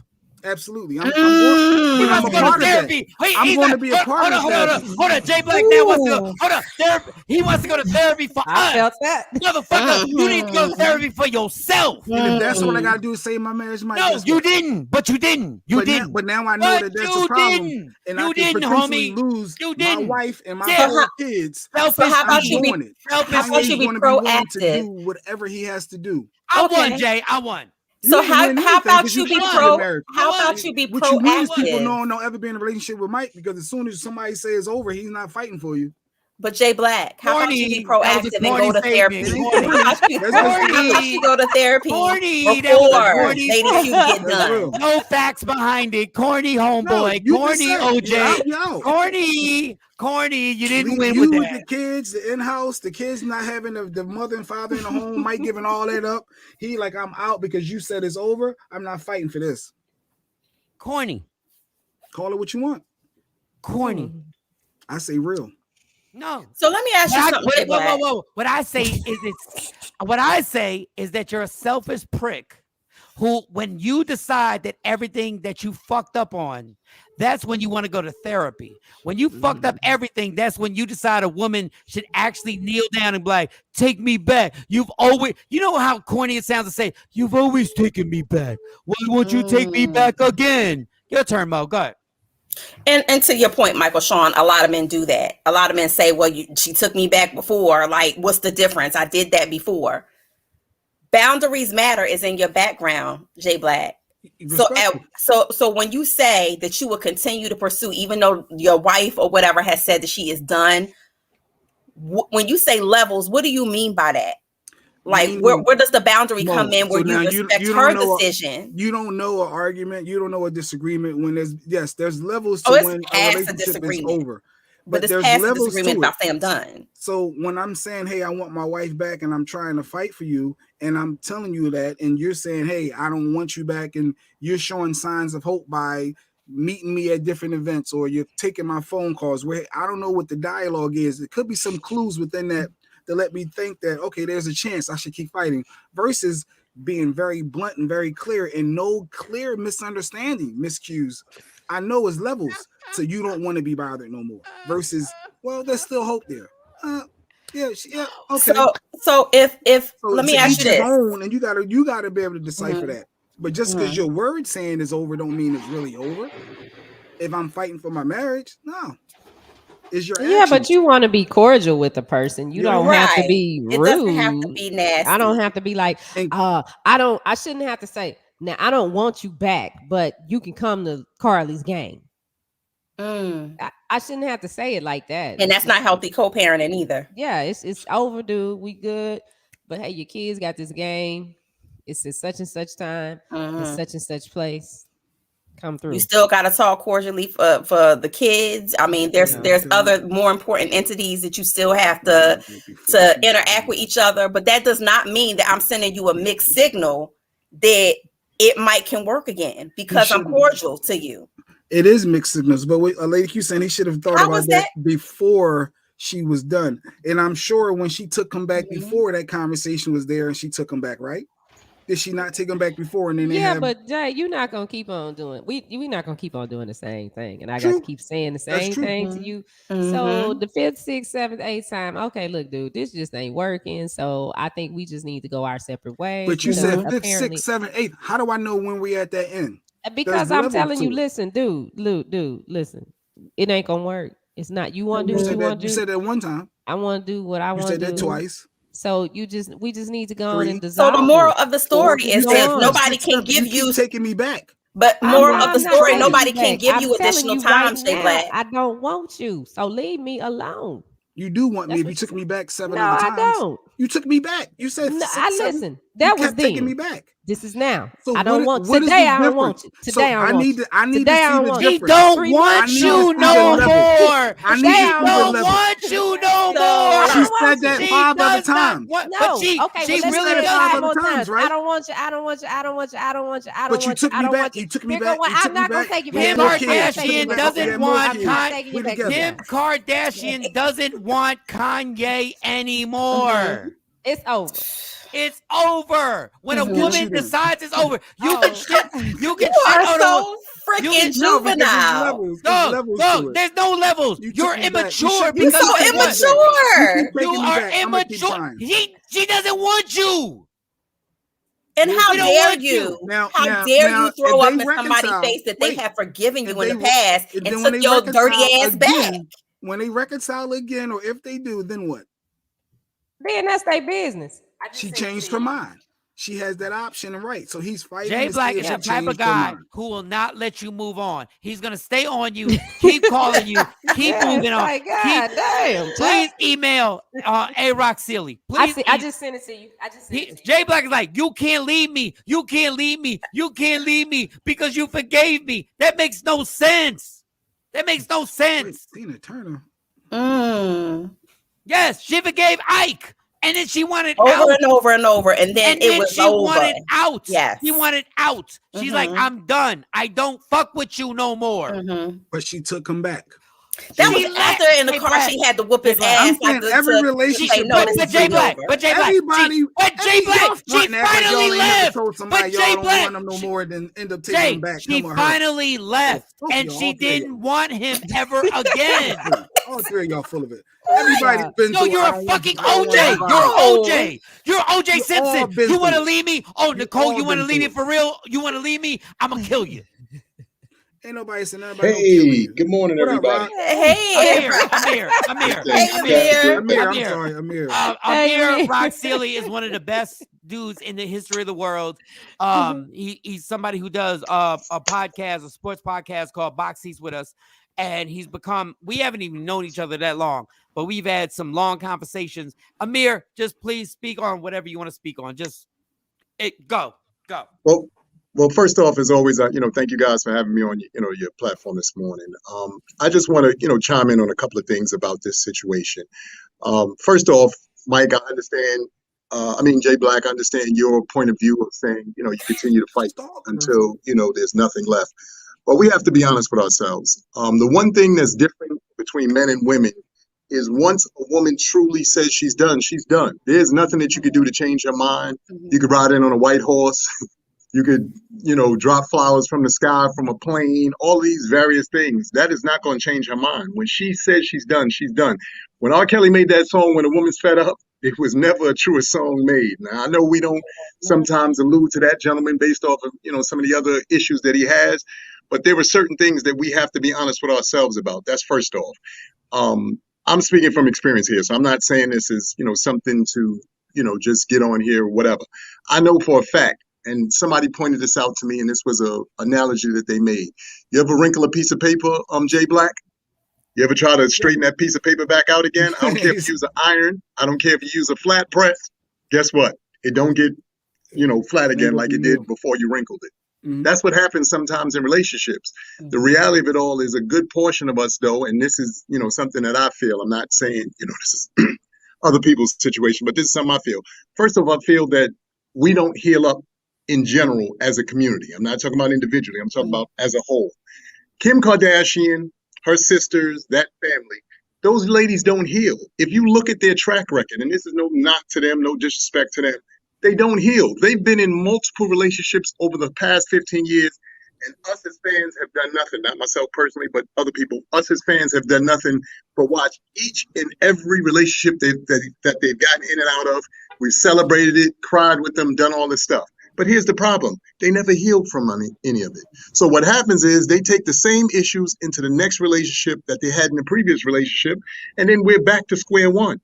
So now we're sitting here like that running joke says, we're on season 9 of your mess ups and we all tuning in.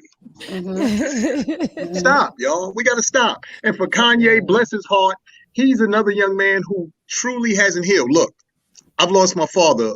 He's gone 6 years now. And I'm not healed from having lost my father. He hasn't healed from having lost his moms. Now, obviously, everybody, has a different time frame in which they heal and how they get through things. And hopefully at some point that young man will find a way to heal up and, be okay from some of the scars that he has.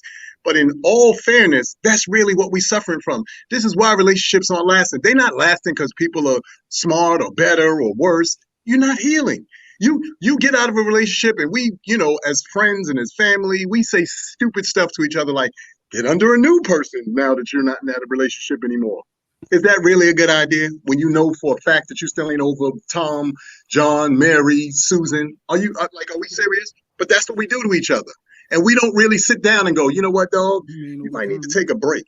You may need to just chill out for a while, get your life together, get your head right, and then get back in the game once you put yourself in better headspace. But now, I need the answer to this because this is the whole confrontation right here, the whole dilemma.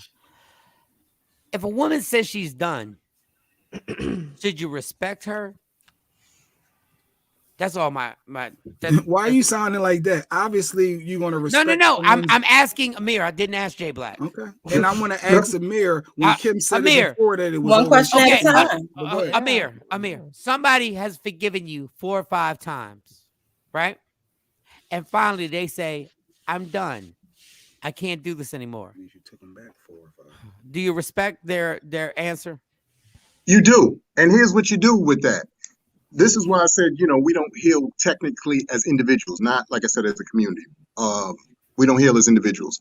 When somebody has gotten to the point where, like you said, you've been given 5, 6, however many times you've been given, and technically speaking, you keep doing the same thing. It's really not them, it's you. But we don't take a self-check and a self-awareness the way that we could and we should. I always tell people this, when you start looking at relationships, good, bad, indifferent, failed, whatever, the common denominator in all of it is you. So we tend to, it was your fault. You did this. You weren't there. So you didn't have anything to do with it. None of this is your fault. You didn't contribute to not one thing that made this not go right. That's one of the first things. That's one of the first things that I'm doing some type of mediation. That's one of the first things that I really say is take the you out of the situation. And there has to be some level of, in conflict, everybody plays a part, everybody plays a role, everybody plays a position. So take a moment to self-reflect and say, well, what did I contribute to this? How did I contribute to us getting here? Whether you were the enabler, whether there were some things that you did wrong, somewhere in there, you added to the mess or you contributed to the mess. Jay Black. I'm just saying to him, Jay Black, when somebody comes to the point where they're saying that they're done with you, you yourself know that you have overstepped, Mr. Habitual Line Crosser. You know when you have overstepped to the farthest point of overstepping with somebody. Everybody knows that. So and for us, we just say, oh, well, maybe I'm just going. That is a ego thing. When you still pursue, when you still going after, even after you know that you have overcrossed that threshold, that is an egotistical thing. That is a self-serving. It ain't about change. It is a self-serving thing. And even if you're saying in your mind, at this point, I'm going to change. I'm just going to be different this time. That's you trying to convince you. That's not really a thing that you're going to do. That's you trying to convince you to figure out. It's borderline manipulative because you're trying to find creative ways to make that person stay. You're trying to find creative ways because people don't change overnight. When you talk about behaviors, people don't change overnight. It takes a very long time. And Hey Mo, can I wait? I'll let you ask that question, Jay Black. I'm gonna let you ask that question. Mo, how about this in Shawnee? Let's just say I sincerely did change, right? Mm-hmm. You have the right, even if I did change, you have the right to be like, it's too late. Absolutely. Yeah. Absolutely. And that's something that I encourage, even with when, people come to me and we talk things through. I'm like, it's okay for you to say, you know what? Bless you and your changes. And that's great. And that'll be a blessing for the next person. Yeah. But unfortunately, I don't have any space for you to occupy my space. Yeah. Because it's going to come back. And it's okay. But the other person, is there not any truth to the fact that you took me back? But you honor Jay Black. Before. Jay, you said no before. You said so. Guess what? Amir, when Kim said no before, Jay, and so it was they're over black. publicly, and she took him back. Oh my God! Should he have not fought? Because they wouldn't have made it after that. If he would walked Jay away. Black. Is that not true though? Why y'all act like that don't happen? That's fighting true. takes fighting just like fighting in a negative way takes two people, right? Yeah. Fighting for something to work or what we say working back towards something also takes two people. Yes. To engage. Whether you're doing the work, she has to do the work of forgiveness. She has to do the work of saying, you know what, I got to be receptive. I have to work on making myself open to see what this person is bringing back to the table. Jay Black, what you're talking about is not working. What you're talking about is not the positive aspect of fighting for a relationship. You are still crossing boundaries and not respecting that person and not honoring that person. I'm not just giving up. Now here's you're what I'll a say, selfish Jay. prick. You're selfish. It's all about you. Everything is about you. I'm not giving up because I keep fucking up. I'm not giving up because I keep fucking up. It's all about you. If that's not truly caring about someone. If you really love somebody, you're like, you know what? You're done with me. I respect you. I'm sorry. Ask Amir the question. I did. So to your point, Jay. I think that you make a valid point about having, like you said, been in that space earlier on in the relationship. One thing about relationships are just like the journey of life. They always have evolving moments. They always have new wrinkles and new things that come into play that you have to factor into whatever it is you're going through. When you look at their situation in particular, or anybody's situation in particular, Mike is making a great point when he says you're just being selfish. The one thing that this is something that I believe. If something is truly for you, it's for you. Like there's nothing that can stop that. I don't give a damn if it's a person. I don't care if it's a place, a thing, whatever. If it's for you, it's for you. But in saying that, then sometimes you have to take a step back. And if somebody or something isn't responding to you in the way that you like, then you got to let it go ahead and breathe and do whatever it needs to go through. With the last time you guys had me on the show, I spoke about this, Jay. At the time you were down sick, but you might have been listening in. I spoke about the movies that we all hold near and dear to us, which are all of the Black, great movies that everybody calls love stories, Love and Basketball, Brown Sugar, the list goes on and on and on. In each and every one of those movies, I pointed this out. If you really think about how the storylines go, and this goes for The Notebook and all other, white ones as well, or, other love stories as well. There is a beginning where the two people are happy. They so into each other. Everything is going great. Then there's a part when they break the hell up. And he goes and does crazy stuff. She goes and does crazy stuff. They do crazy stuff to each other. And then all the way in the end of the picture, they kind of get back together. But the real reason we have that middle part is because men and women have to sometimes find themselves and or become safe and secure in themselves before they can then go out and find a partner. One of the real things that we don't preach enough and we don't teach enough is the fact that if you don't like hanging out with you, if you don't like you, how do you expect somebody else to come in, make you whole, and then be a part of whatever it is you're trying to do? You don't like you. But you're assuming that person don't like themselves. Hold on. Can I interrupt for 1 second? I just want to reverse the roles. I just want to know when Jay Black says he forgives somebody 4 or 5 times and then he's tired of it. And she says, no, you can't leave. You should fight for this after you've forgiven that person 4 or 5 times. How do you feel then when the roles are reversed and the tables are turned and you have now been fucking fed up with that person? I would understand why they continue the fight because I kept taking them back. Okay, so would you? I'm saying, would you stay? So would you stay? So are you done? Are you allowed to be done after forgiving them? To be done, but I can see why they still fight. But are you allowed to be done? And that person, should that person leave you alone? I'm still considering. Should that person leave you alone after you said you're done? The high levels of done. Okay, you're done. Established. What is done? 4 times, 5 times, 6 times. You what know is what done is? No, is we when, don't. When you we don't. verbalize that Please you're explain to us, done, Jay Black. and your Explain what actions done. match your words. When What? your actions Okay, match your I words. forgave you the 5th time, and now the 6th time I say I can't forgive you. If you say, if the girl says, "Hey, you forgave me the 5th time," and then we going out to dinner. No, you say I'm done. Your actions. What I'm saying is, if your actions are matching the words, Everybody knows what you're saying is ridiculous. No, all the comments, everybody knows what you're saying is ridiculous. It doesn't make sense. But Jay Black, there's a dysfunction that you're missing too. There's a dysfunction in the fact that you have an expectation for someone to over and over forgive you for hurting and harming them.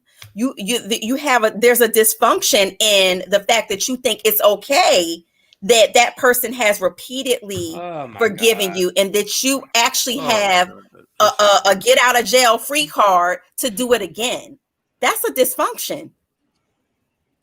And I think that there has to be some. No, what do you Jay mean Black, not again, giving easy? Dog, you know what life is? Let me tell you something. I need we're to on a clock. We're have an anxiety attack. Hold on. We're on a clock right now, right? Every day that we wake up, it's one less day that we have on earth, right? Amen. One less day. And you think I'm supposed to spend extra days with somebody who has hurt me, and I'm supposed to forgive them simply because you're like, don't give up that easy.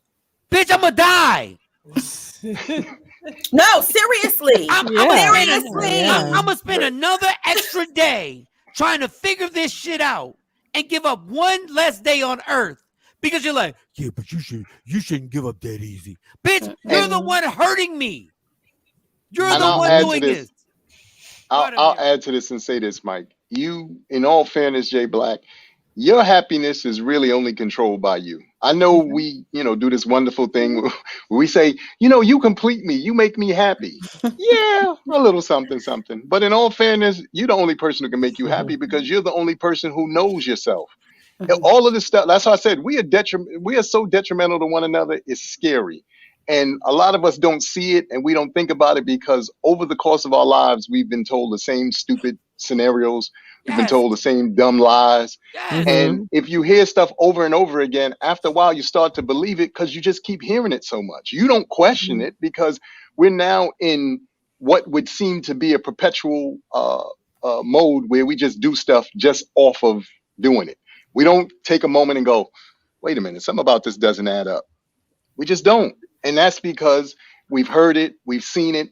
We talk to our friends sometimes and our associates and coworkers, and we say the same dumb things to them. So then we go, you know what? That makes sense. No, it doesn't. When you put somebody in a space where they really truly have to withdraw from you, regardless to whatever it is you did to put them in that space, you got to think about that. That is not an easy place to be where every time I speak to you, see you or whatever, I get anxiety, I'm upset, I'm frustrated and all that. Nobody's supposed to live like that. That's not one love.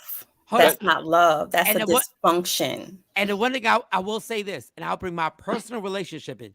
Stacey has dealt with my shit, and I thank her and I love her.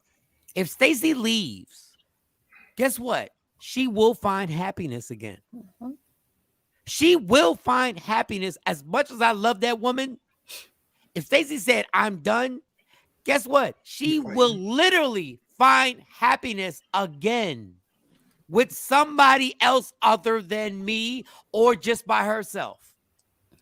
So this thing was like, you got to keep working for it. You got to keep working for it. As soon as Stacey says she's done and then she call you the next day, Mike, did you get dinner? Did you eat? Her actions, are you gonna? Oh, I got a chance. So does her caring? So does a person being done with you in the relationship mean that they cannot still care about you enough to? Like what most say. No, that is not a mixed signal. That is saying I am done with the level of relationship that we have. The type of relationship we have, I cannot continue in this space. But that does not mean that I don't still care about your well-being.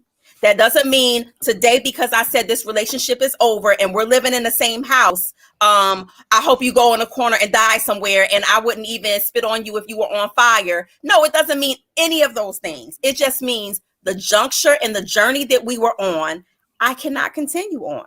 if me and Stacey are no honor longer that. together, yeah. And thank you, Mo, because if me and Stacey, and God forbid, I'm not praying on this, God, please, I want to be with her for the rest of my life.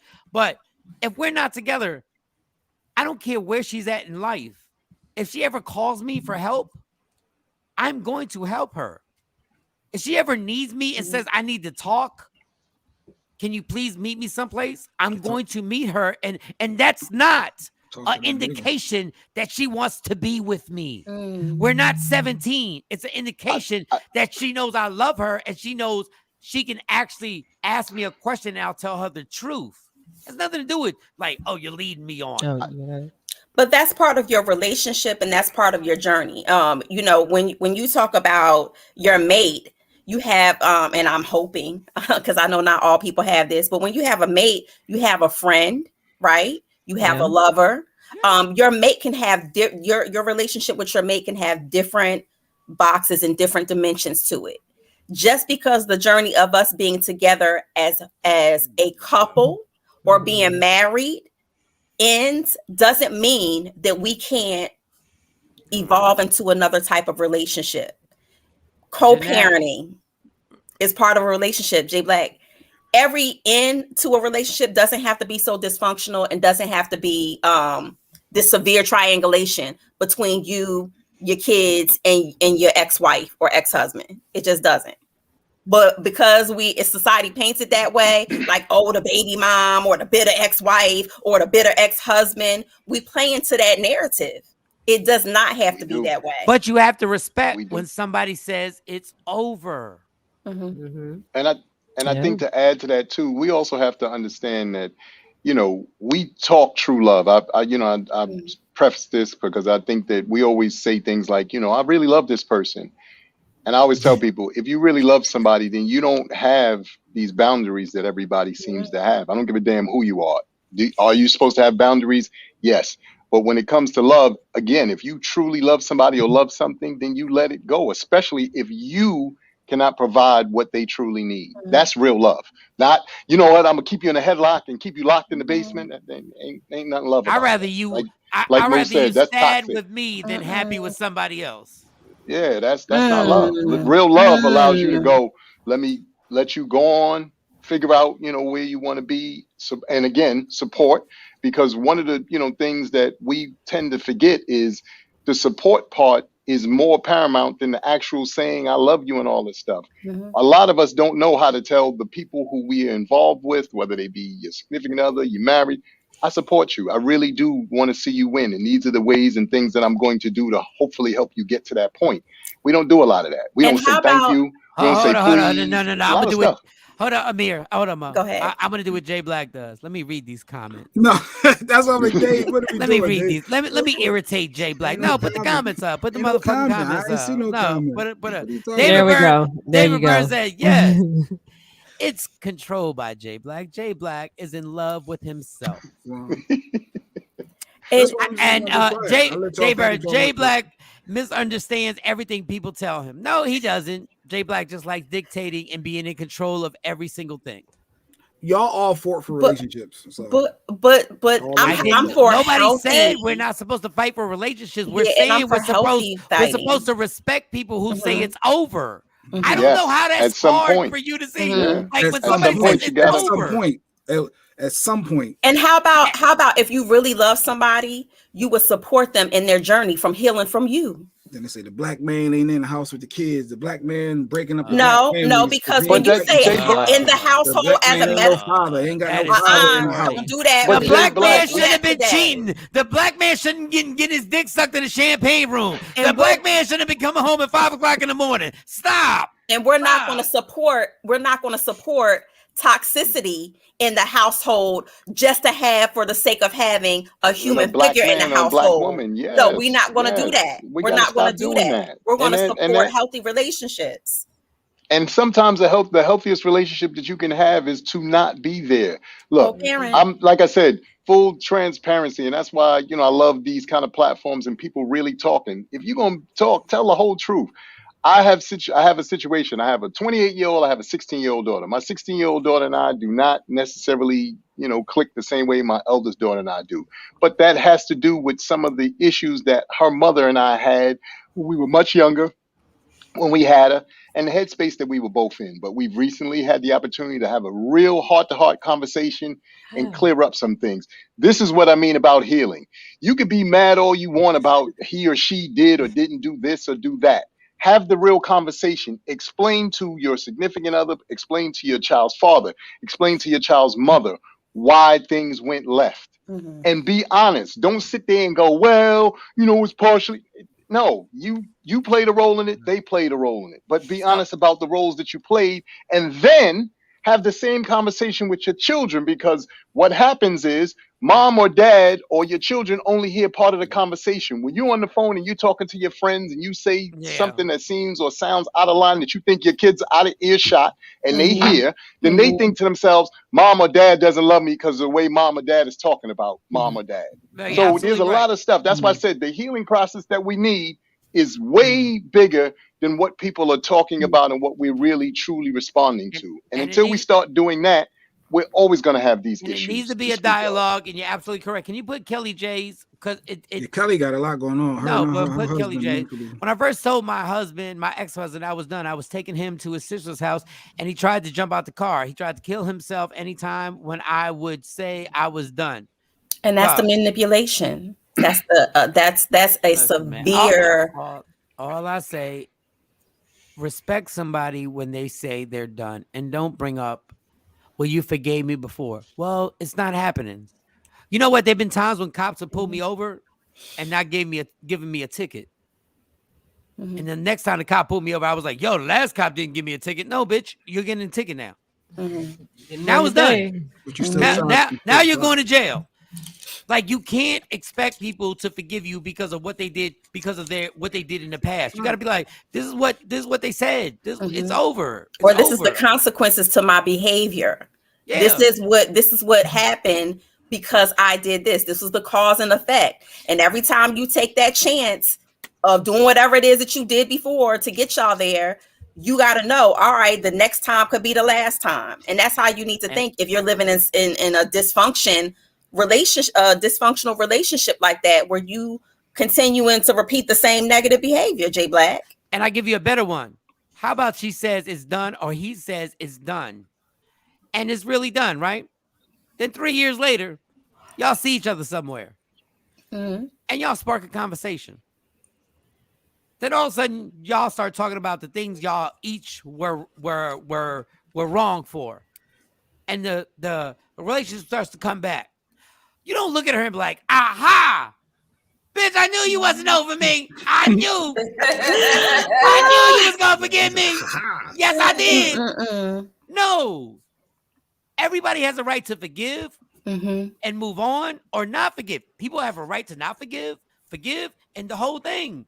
But you can't just like keep people's past and go like, you did this in the past. Do you know how crazy it is to hold against somebody because they forgave you? Because they were that good a person that they forgave you for what you did? And then to hold that against them, like, how you not going to forgive me now when you forgave me then? That was a privilege. Can we say that again? That was a privilege that they forgave you. Like, you don't get to bring that back on them and be like, yo, I can't believe you won't give me that privilege again. No. And that goes for men too. There are men out there who have been done dirty by women who have forgiven them 2 or 3 times and looked crazy in front of their boys, which doesn't matter. It doesn't matter if you look crazy in front of your boys. I'm just bringing it up because of our egos. Just bringing it up because of our egos. And been like, can't do it no more. Oh, come on, man. You can't actually believe that. And then give it, well, we got to fight for our relationship. How we fight for a relationship when you was fucking other people?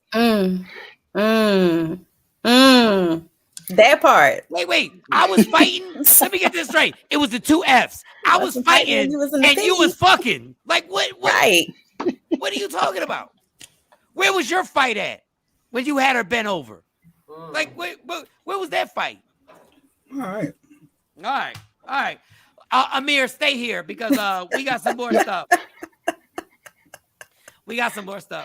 And it's funny because Amir always says stuff and it always makes more sense because I'm excited. I'm sorry I get excited, y'all. God damn it. I hate that people hold my excitement against me. I know my voice is irritating. You're excited. I know you're excited. But I mean well, God damn it. I mean well. I mean well. No, this is, like I said, this show, you have no idea, man. I think this show in particular and a lot of the topics that you guys discuss, first and foremost, are paramount to our community. But even more so, we just aren't having these conversations. We're having them in quiet places. You know, you sit around with your girls and y'all talk about this. We sit around with the guys and we talk about this. But we don't do enough of talking about this as a collective. To me, that's the only way we can really come up with real solutions to some of these issues. If we have these conversations in a space where everybody can share and give some input that we can now take back to the rest of our crew and be like, yo, son, I was on a joint this morning. You should have heard some of the things that was being said. We're not doing enough of that. You know, like I said, we keep regurgitating the same 5 or 6 stupid things that we've been hearing our whole lives. And I'm just sick. Personally, I'm just sick and tired of it because I see the effect that it's having on us as a whole. And Amir, I mean? and I'm not making an excuse for us in our age range. We were just trained wrong. Yes. We were just told the shit that we were told was just wrong. And my dad didn't mean to tell me the wrong shit. He thought he was telling me the right stuff because that's the way relationships were. Like my mom and dad were both back then. But what we were trained was she's supposed to be a really good girl. And you're supposed to find her. And then you're supposed to run these streets. Literally, when I was 10 years old, by uncles that I love, and old OGs that I love, they literally told me before I heard any rap songs, you got to have a woman at home, and then you got to have a woman in the streets. That's what I was told. Now, if you hear that at 10 years old, I don't care, you know, who you are, you got to think about the impact and how that really affects you. And that's why I said when I was on here the last time, the same thing for, you know, for our ladies. When they start in kindergarten giving you Cinderella, Rapunzel and all these, you know, varying Snow White and all these varying stories, that has a profound effect on you because what happens is you take those stories and you think to yourself, you read them over and over again. Oh my God, he came and he kissed her and she woke up and things went, you know, beautifully after. No, it didn't. Right. But they don't tell you that. So then you grow up with that ideology and thinking to yourself that makes sense and it means something when absolutely not only does it not mean anything, but it's a horrible way to damage a child. But and that's what it does. As a guy, I was never told once in my life that cheating on a woman was wrong. Wow. Ever. Wow. I was never told in my life that cheating on a woman was wrong. And a lot of women are raised in a household where they're like, if the man is taking care of everything, so what if he out there in the streets and he got somebody, as long as he come home and bring his paycheck home, you know, the old adage of, well, did he beat you? Is he paying the bills? He ain't do nothing like that. Oh, he just out there laying his thing on the table. Leave that man alone. He work hard. That is a very old and archaic philosophy that has really shaped the way that our generation looks at relationships and looks at marriage and operate in marriages. And that's why a lot of marriages are not successful. That's why you have a lot of people who are very unhappy in relationships and marriages because they are looking at that old adage. Well, my mama said he ain't beating me. He paying all the bills. You know, I guess this is how it's supposed to be. And it's not. No. And when I was young enough to watch husbands come home at like 3 o'clock in the morning and complain that their food wasn't hot. Think about that for a second. I was watching men come home at 3 o'clock, 4 o'clock in the morning and complain that their food wasn't hot. Dog, it's the most but the fact of the matter, but you know what it did is it planted that seed in my head, and Lord. I didn't realize the pain that you were putting the other person. I didn't know the pain that the person that I love. All right, I ain't gonna get into that. But what I caused, he's having a moment. Yeah. What I because I didn't want to put too much business out there. What I caused women. The things that I did, where somebody's laying in the bed waiting for your dumb ass to come home, And it's looking at the clock, knowing she got to be at work the next morning, but looking at the clock and saying, I know he gonna come home at 3, so I better get up at 2:45 to make sure I put that pot on the warmer and make sure that his food is piping hot when he get home. The hell. But not only that, there are women who were sitting in their bed knowing that their man was doing some trifling shit and sucked that up because they loved him. And that is just not how healthy relationships are supposed to be built. Like, you are supposed to be held responsible for what you're doing. And I've been that person. Let's not get it effed up. I've been that asshole running these streets. But the fact that we all have. Yeah, I think we all have. I think that we all have. I think, sometimes, even though we don't, again, put the onus sometimes, but women have been in that position too. And predominantly because of the position we put them in. So to Jay Black's point and to the point that you guys are making, fed up is fed up. And once women get to that point, like I said, unlike guys, I always say this, and this is, probably me speaking for me, but in general, I just think this. Men see situations different than women do, first and foremost. And then secondly, women are emotionally attached to things different than the way men are. Men, we could debate all day long, but this I do know about most of the guys that I know. We are attracted to y'all for all kind of idiotic and dumb reasons. In some, at some point, her lips look sexy today. So today I'm talking to her because her lips look sexy.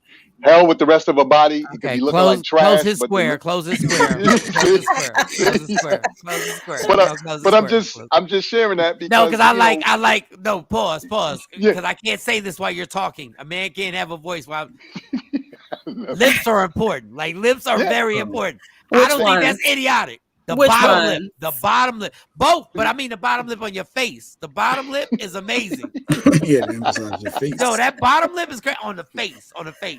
We know what your turn-ons are, Mike. Yeah, but I think that that's part of what we're up against. Again, like I said, when you start talking about relationships, is these kinds of nuances, and like I said, we don't always acknowledge those things about one another. We kind of just tend to go, no, that's a real point for each and every one of us. True story. I was coming back from Vegas yesterday. Now, this is kind of funny, but I was coming back from Vegas yesterday. Oh, you stunting on us right now? In the airport. No. I went and took a couple of days just to get my body right, get my mind right. Vegas. On my way, just to get my body on the way back. What he was doing. I'm coming home from I saw your live, and he was saying, I ain't on the East Coast, I'm on the West Coast. I'm on the West. Took a couple of days. Oh, you changing time zones, motherfucker? That's what you saying? You a time zone changer? But I was on the escalator, and it was 3 young ladies in front of me, and I'm assuming they were headed back to whatever place they were headed back to. But this is what got me. One of the young ladies appeared to maybe she was already deformed this way, I don't know, but it looks as though she partially had some surgery done to herself, so she only got one cheek done. And it was the weirdest thing because, like I said, I'm literally on the one butt cheek? Yep, I swear to God, I wanted to take a picture of it, and I said no, that would be crude, so I didn't even do it. I can almost guarantee I know what happened. But I was on the escalator, and I'm looking at this, and I was thinking to myself, like, how crazy that is that, to the points that you guys are making. We have made each other so crazy that we feel as though we have to go through all of these specific changes to compete, and this and that and the third, when the only person that you're competing against really is you.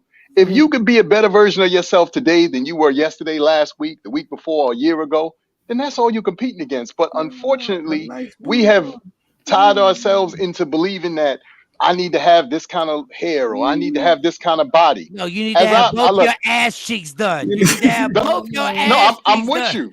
I'm with you. But to see this young lady on the escalator and thinking to myself, like, Ma, if you didn't have all of the money, or like, Sexy Mo, I'm sure is going to chime in, or it didn't turn out right, then what were you doing? Like, sometimes you gotta just say no. Yeah, she may have been in the airport to go to get corrective surgery, because what happens is all BBLs are not, the natural BBLs. They may have put an implant in that may have deflated. It may have been a surgical reason why that implant didn't take, and they had to take it out. So it could be multiple reasons why that was that way. I've seen that before. Hold up, Mo. So yes. Okay, I'm gonna sound stupid right now. Y'all gonna play me, and we got to take a black and mild break. I'm gonna charge my phone, and we'll come back. Amir, chill here. If you want to chill, if you have to go, then you can. You can be out. So BBLs. Mm-hmm. When I hear it in the rap songs and everything, so BBLs are the name of the actual surgery. Yeah, yes. And what a Brazilian, BBL? a Brazilian butt lift. So there's multiple ways that this can happen. If you're a very petite girl and you don't have enough fat to harvest to inject back there and shape back there, then the other alternative may be to get actual butt implants. Yo, I've been like fronting the this actual whole time. Silicone, or the same thing that they put in breasts. Yo, I've been fronting this whole time listeting to these songs and saying the words to them.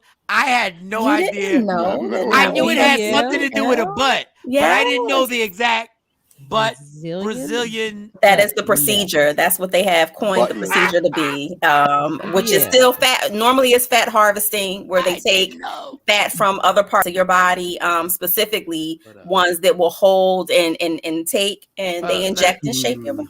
But hold on, let me write this down. But Brazilian butt lift, and they call it that because they say the women in Brazil have nice derrieres.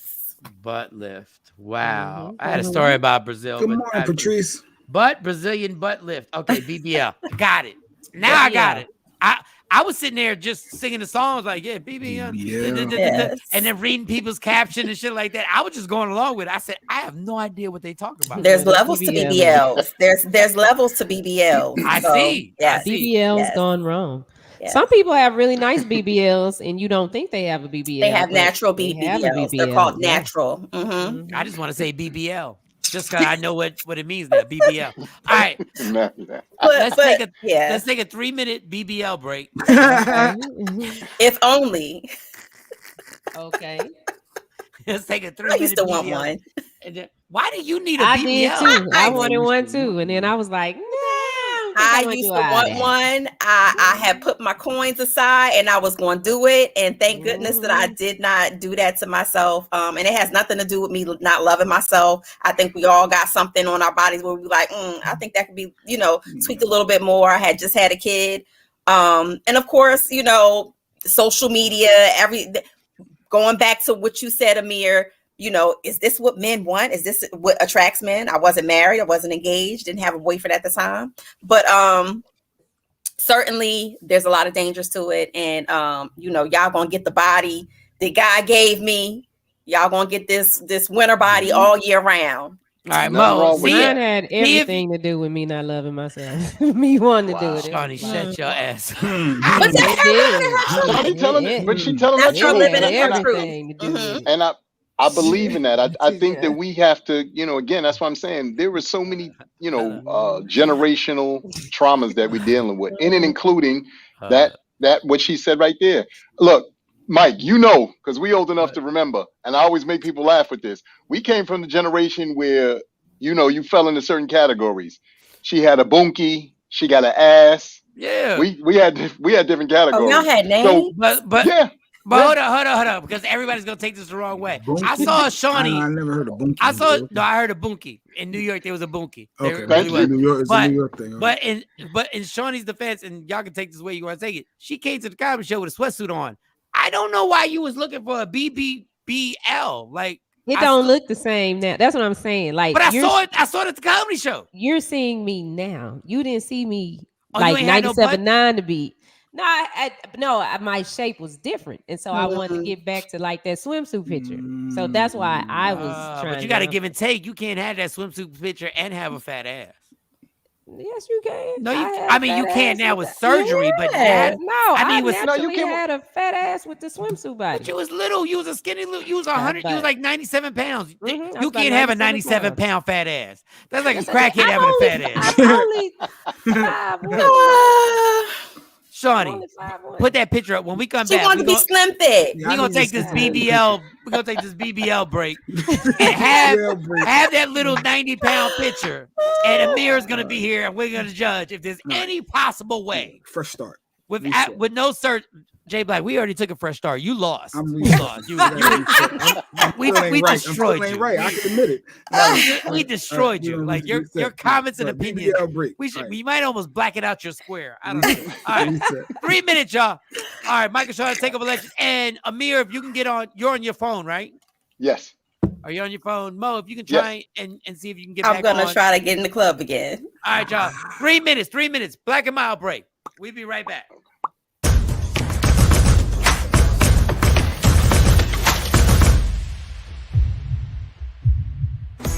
What up, y'all? It's your girl, Kelly J, and I like tuning in every morning to Michael Shawn and the Takeover Legends, because y'all already know they come with the tea. They always have good people on. And hell, Mike always talking about putting it in somebody's butt, but make sure y'all tune in.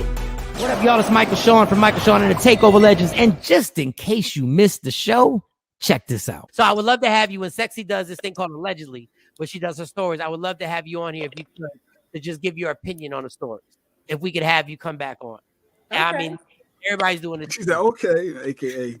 We'll see. I don't know what that is, but all right.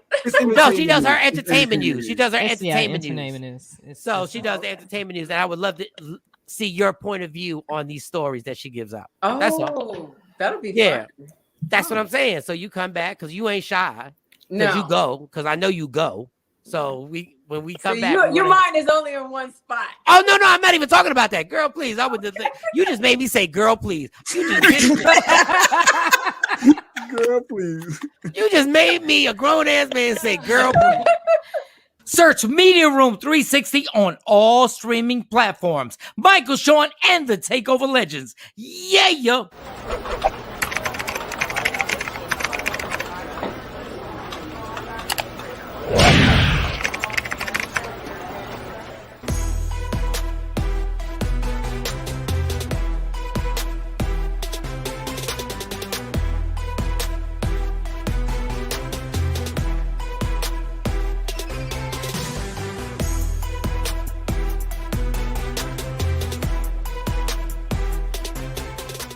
What up, y'all? It's Michael Shawn, and I know you want to be a podcaster. You want a successful podcast. You want to give your views and opinions, but you just don't know how to do it correctly. That's why you got to hit up ShawneeScott.com. You want to be on radio, and you want to know how to build your radio career. ShawneeScott.com. She's done all of this. I've worked alongside her for years, and I will tell you the information that she can give you is on a value level that I can't even put a price on it. All you have to do is go to ShawneeScott.com. Your future, right now. That's it. Michael Shawn. Yeah.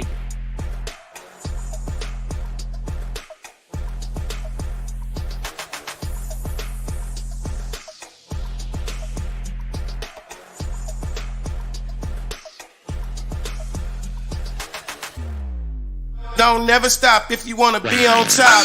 Michael Shawn and the Takeover Legends, where the truth hurts. Tap in. Don't never stop if you want to be on top. Yeah. Low waist, fat, baby, tap in. Oh, I'm gonna tap in for sure.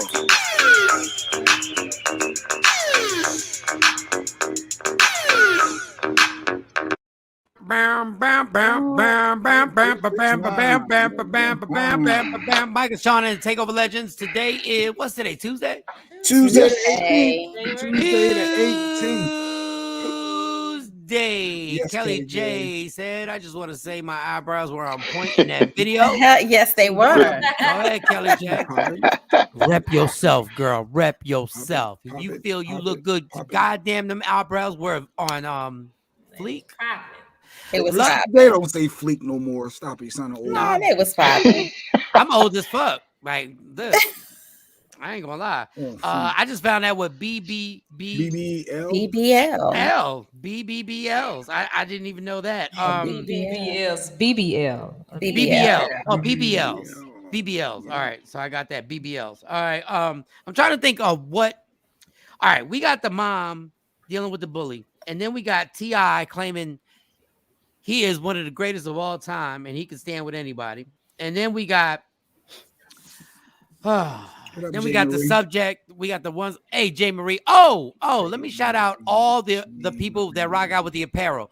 Let me shout out Woke Up Inspired You can go to that website and rock out. You can get She just made me a straight out of quarantine shirt. Since straight out of quarantine. I'm fresh out of COVID. Fresh from COVID. So she played around. I like it though. No, that's dope. That's dope. I like that. And then my cousin Old School Cat at Old School Cat on Instagram, and then J Marie Poetry. If you want the apparel and you want customized stuff, it could be a coffee mug, a t-shirt, it could be whatever it is. We got people who are really making it happen. So once again, Woke Up Inspired, Old School Cat, Dirty Words Apparel. Oh, and J Marie Dirty Words Apparel. She has the workout gear too. And she got the workout gear. And J Marie, I see you on it. I see you with the tights. I see you with the tights. Don't get me inappropriate. Don't get me inappropriate. She switch up her hair for you too, Mike. Yeah, she just got her hair relocked. I was like, "Go, girl! All right, I see you." I said, "Where you get them BBL from? Where you get that BBL from?" You're not supposed to be looking, Mike. No, I look. I was on Instagram. I was like, "What is going? Okay, all right. Or do y'all want a relationship topic that we got 3 guys and 2 women? Allegedly, or you just no? We're gonna do the allegedly. I just want one topic and tell me if y'all think okay. I'm gonna ask the 2 individuals this. Amir, wait, Mo, you ain't got no stories? I got stories. She always got stories. Are you sure? I always got stories. Okay, all right. Don't get sexy on me. Wait a second. All right, fellas, I'm gonna ask Amir this question, and ladies, hold down because I'm coming to y'all. Amir, have you ever cried in front of a woman? And when I mean cry, I don't mean cry to get away with a lie. Like a lie, you trying to tell a lie and you want to drop tears. Have you ever literally cried in front of a woman where your soul was hurt, your heart was broken? And do you think the woman looked at you differently afterward? Do you think the woman looked at you differently afterward? Honestly, I don't know. I do know that I've, been in a situation where I cried, but, for me personally, those moments for me were things that I know I needed to address in that moment. So I didn't care what she looked at me, snot bubble and all. I didn't that wasn't the thing. My thing was trying to. You did a Michael Shawn, you sobbed. Trying to get through. Yeah, I'm trying to get through the moment, and I'm trying to, get myself into a better headspace and a better energy. When looking back on it, if I look back to those moments, because there was a few of them that happened, I don't think that they looked at me any different. What do you mean a few? How many is a few? Sounding soft. Well, probably I want to say at least 3 that I can remember off the top of my head, but they were varying moments. I had now to be again transparent. I had a young lady who I was dealing with. She was pregnant by her ex with twins. Ooh. She was pregnant by her ex with twins. And I was still, wanting to be with her and, all this stuff. I was going to raise the twins like they were mine. And so that's what I'm saying. Sometimes you go through we go through some things. See, people don't, that's what I said. People don't want to tell their stories. You was a good man, Amir. You was a good man. People go through some things. Let me tell you something. That's why Amir be. But at the time. Go ahead. At the time, go ahead. But at the time, what was going on is I was in a headspace, with this young lady in particular, and I knew that the relationship she was in was a bit abusive. And even though, again, she was having these beautiful children by this man, I was like, this dude is a freaking asshole. And I was like, why are you with him? And, sometimes this, again, being full transparent, you could see things that people are going through and you want to be there to help them, good, bad, and indifferent. If you, again, truly love them or, you have that, and it's not easy because you go through the process, and then when it doesn't work out in the way that you hoped or anticipate, now you got to deal with the consequences of that.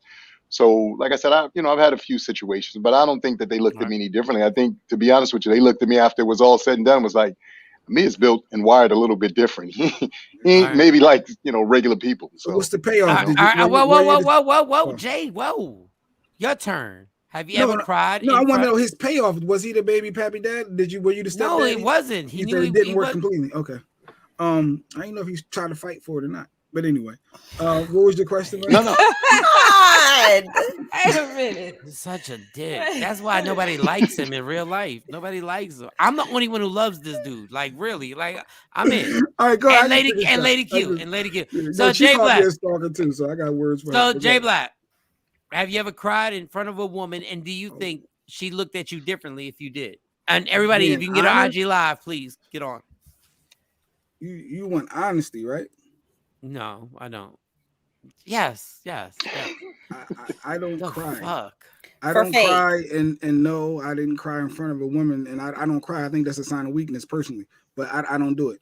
That was my honest answer. Please okay, go ahead. So you don't cry because you think crying is weakness. I don't cry in general. Yeah, I mean, I really don't. All right, so let me go to. It sounds crazy. No, I didn't say anything. No, I know what you're thinking. Shawnee, has a man cried in front of you, and did you feel differently about him after that happened? Yes, and yes, and no. You gotta explain. Yes, he did cry in front of you, and yes, you felt differently about him. Yes, so dudes have cried in front of me, and some I have felt differently about because it depended on what they were crying for. No, they were hurt. Oh no, I didn't feel different about them being hurt. No. So it doesn't change the situation, doesn't change the relationship because you saw your man cry? No, absolutely not. She was about to say something else. She was about to be honest. No, I mean, if they're hurt, somebody died, something happened. No, you hurt them. You hurt them. Oh, I hurt them? Yeah, you hurt them. And they crying? Yeah, you meanie. You fucking meanie. You hurt them. You hurt them. Y'all know Shawnee. Y'all already know Shawnee. Fuck you crying for? No. Yeah, I'm like, what you crying for? What is these tears for? What is this about? Because you hurt my fucking feelings, Shawnee. Okay, that's why you hurt my feelings. How did I hurt your feelings? Because you were mean. You're a meanie. Because you're a meanie. Okay, well, I'm sorry for being mean, but I just don't understand the tears. I don't understand the tears. I mean, what did I do to make you cry? Because I can't punch you in your face, so I had to cry. So I had to cry. Because I hurt you. I'm hurt. You hurt my feelings. But what did I do to hurt you? What you said to me was mean. What you said. Okay, so yeah, that has happened, and then that has been said. That what you said to me hurt my feelings, and I'm like, but all I told you was the truth. All I told you was the truth. So don't be mad at me because I told you the truth. Now, as I have gotten older, I have learned that I can tell the truth, but maybe I need to say it a different way. I don't have to. The way you say it, it's the delivery. Brutally honest, but I told you the truth. Deal with it. What do you mean deal with it? I'm crying. I can tell somebody to deal with when they crying. Deal with it. I mean, that's what I appreciate people that are brutally honest with me, but that's how I was raised. So it doesn't. But my mom and my grandma, listen, they was brutally honest, and so that's what I grew up with. And that's how I would handle. Do you say sorry? Do you at least say sorry afterwards? Like, yeah, I have no problem apologizing. But when you crying, I'm like, what are you crying for? And I have to even check myself and my kids on that because they'll start crying about stuff, and I'm like, what you crying for? But hey, that's their truth. So I just have to, I had to learn to do that. But now a grown ass man, because I done told you the truth. This is what you asked the question. This is why guys be killing themselves. They're like, why did he kill himself? Because Shawnee said, you asked me a question, and that's how it usually starts. They'll ask me a question, and then I just tell you the truth. All right. Yes. Don't ask no question you don't want the truth. Oh, wow. Let's go to the next square. So Mo, have you ever seen a man cry because you hurt their feelings, and does it change how you feel about them? So yes, I have had more than one man cry in front of me in different situations. Not because of your vagina, because you said something bad. Not because I took that off the table. I didn't even begin with that. I took that off the table. Because that you doesn't said count. something. I know that doesn't count. Because a vagina could make a man cry. I know anything that happens during sex and 30 minutes after sex does not count emotionally. Yeah, it don't count at all. I get it. I get it. Don't it. count. Anything you say or do, I get it. Thank you very much. Thank you. I was raised by wolves. Thank you. Okay. So, Michael, Shawn, I'll say this. To me, I appreciate a man who can cry honestly. And I'm not talking about the fake tears because, baby, I just want you back. I'm going to try to do anything. Exactly, I'm going to blink real hard to make this one tear come out. I'm not talking about that. I'm talking about the man who is truly in touch with his vulnerable side. And that's because I need to know that you are going to be show up as your authentic self with me. Right. So if I'm married to you and we're in a committed relationship, I need you to be able to show up as your authentic self. And I think you can't be your authentic self if you can't lend yourself to be vulnerable to the person that you're with.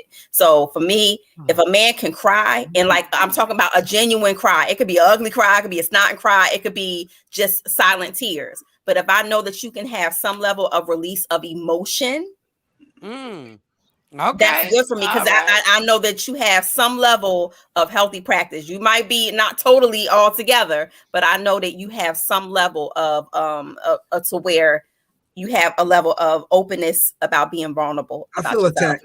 Thank you. If the shoe fitted, a hit dog a holler. No. Pick your own saying, Jay Black. Put that comment back up. Because I don't cry. Is something wrong with me? No. Wait.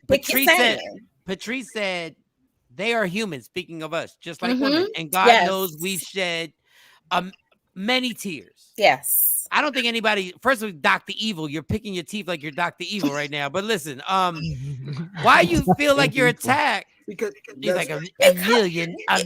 You know, and Jay Black, a lot of it stems back to childhood because we tell boys what. Boys don't cry. Toughen up. Wipe your face. What you crying for? And then they grow up to be our dysfunctional husbands, boyfriends, lovers, side joins, and whatever else. And that's your why degree hat you putting on now. You putting on your degree hat. That's my hat of life. That's my hat of experience. It has nothing to do. It has nothing to do. And if I wasn't raised so respectfully, I would love to call some of these mothers and say, yo, did you ever tell him not to cry when he was little?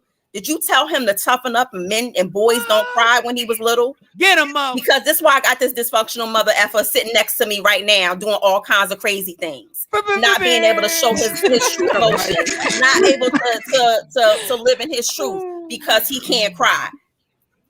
Now, Jay Black, if the shoe fit. And let's be clear. These two women slide them on. First of all, up under the table. Shawnee has led people to suicide hotlines. Let me tell you something right now.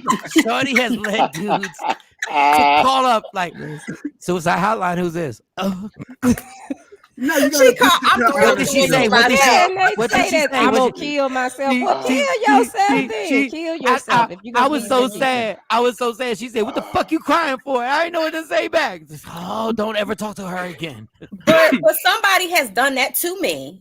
If you leave me, I'm gonna kill myself. I think that's the most manipulative thing that you can do to somebody. That's the most manipulative thing you could do to somebody because that means that in the back of my mind, you don't want me to sleep well. You want me to feel like if something happens to this person, I gotta check on this person. But you know what? Mo, you are totally right because that's exactly why I said it.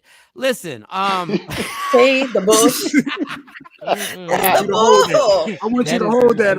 You're holding me emotionally hostage to you. I got a bottle of vodka. Say that to me. I got a bottle of vodka. I'm like, bitch, I'm gonna kill myself. Okay, what you want me to do to help you speed this process up? But no, real. Damn, Shawnee. Wow. Because don't do that. That is the worst thing to say to somebody. I'm gonna kill myself. Okay, kill yourself. That ain't got nothing to do with me. Yo, Shawnee's heart is made of Velcro. And I thought I had a nigga heart.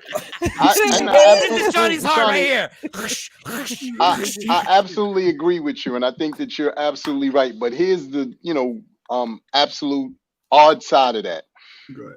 You never know what is going to be the thing to truly push somebody over the edge. And again, like I said, when you start sharing truths and being honest with yourself, if you've ever been in that situation where somebody has truly tried to do it, it changes who you are and it changes how you feel about that. Now, again, I'm not going to go deep into it, but I was in a situation where I came home, Somebody was in a tub, they were unresponsive, and the whole nine. And I was really, damn, Amir. traumatized by it. I wish you were on IG Live so people can hear you because they can't hear you. Oh man, Yeah. I wish So, Amir. Let me just do this for IG Live. Amir, Silly just basically shared a story that y'all can't see because y'all not on Media Room 360, and he went to somebody who claimed they were going to kill themselves, and he went and he found her in a bathtub and she was unresponsive, and that's when things got serious.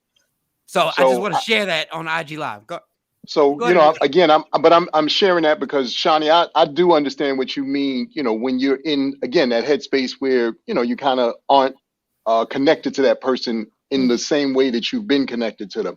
But like I said, that's a scary place to be also because sometimes people are truly at their very, last moment or whatever.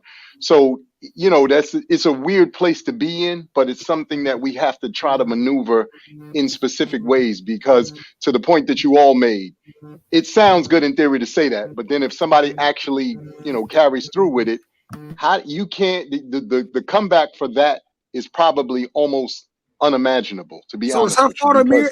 If he killed himself, it was her fault because she could have pushed him over the edge. I didn't. That's not what I'm saying. No, I'm not saying that it's that person's fault. What I'm saying is, in theory, you're going to, for some reason, have a little bit of feeling Guilt. about it because, you're gonna have a little guilt. You understand what I'm saying? And that's not. And sometimes that could eat away at you to a point that you may or may not be able to come back from. So that's why I'm saying that, Sharon. But y'all do know people have gone to jail for telling people to go kill themselves. Like the person said, "I'm going to kill myself." But that is so. That's so. When somebody does that, to me, that is like the ultimate abuse. It's like, why are you gonna tell me that? Why are you saying if you felt like you don't feel like you want to kill yourself because of this conversation that we having right here? That didn't just happen today. No, I had somebody in my life, and I'm not gonna say her name, very important in my life back in the day, who sounded like she was gonna kill herself. And the funny thing is Jay Black doesn't even know this story. There was an event we had to go to. And we were doing something at the Felton Supper Club in Philadelphia, this hood spot. And I was supposed to go there. And the relationship was 1,000% over. 1,000% over. Like done. And this person started sounding crazy on the phone. I'd never heard this person sound like that before. And I literally had to drive and not go to the event and drive in the rain. And I had to stop in a rest area off of the turnpike. And I had to call 911 and tell them, you got to go into this house. And you got to, and they were like, oh, are we allowed to bust down the door? And I said, yes. I drove all the way down. Mind you, this relationship is 1,000% over. I drive all the way down there. When I get there, the door is busted open. So I'm thinking I'm about to see something like Amir saw. But she's not there. So long story longer. Did we get paid for the gig? Like, did you miss No, I didn't even show up. I couldn't even show up for the gig. I didn't even show up. To cancel some money over. Yeah. Oh my God! But I will say I agree with Shawnee and I agree with Amir. When you say something like this, you are really like changing somebody's entire life for a second to actually go up there. Because literally, I drove down in the rain for 2 hours just to get there, just to find out it was a bluff. Yeah, that's selfish. Crying wolf. And that's why I don't want to be with you because you're selfish. But then on the other side, Amir finds out it wasn't a bluff. Yeah. Like, it's really crazy. So like, they told you they was going to hurt themselves, Amir, and you just discredited them, and you think that's what led to it? Like, that's why you took guilt in that? Well, I think that there were, other extenuating factors. At the time, I was in a relationship with this person, but we were, to Mike's point, we had broken up. We were trying to both move on. And at that point, she just really, that didn't matriculate in her head the same way as it did in mine at that particular time. Thankfully, the person was able to be saved and everything. And her and I actually, very good friends till this day. But the moment was so scary for the both of us because at that point in my life, you see that on TV and stuff like that. So in your mind, you think to yourself, that's only for TV. But when you actually experience it, like I said, up close and personal, it takes on a different connotation for you and it takes on a different feel. So I always encourage people to, when you hear somebody say something, and you're right, Shawnee, it is selfish.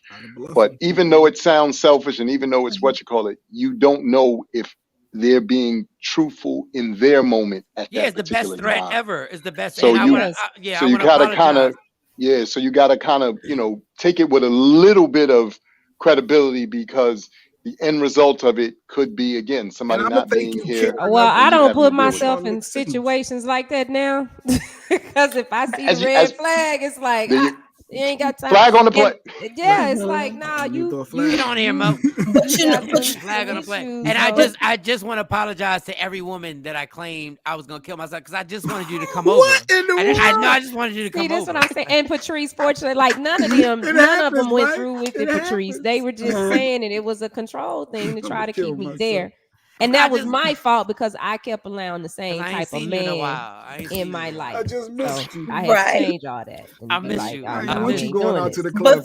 But those who have experienced it, like even yourself, Amir, I implore you to release yourself from that too, because that is a heavy burden to bear. Number one. And in the selfishness, suicide is, people say it's a cry for help. It is, some point or some level, a level of selfishness, because people who try to commit suicide don't think about the loved ones that they leave behind. They don't think about the people that it impacts. It's just a very, very self-centered, escape. If you want to say, but I just want to say this for the people, let's just say this for the people who use it as a bluff. It is very disrespectful to use it as a bluff. Just because you don't want your girl dancing reggae at the club, you should not say. Not a wall dance. You should not say. Just because it's ladies' night and they got male strippers, you should know. I'm gonna kill myself. You going to reggae night at the club? I'm gonna kill myself. That is not appropriate.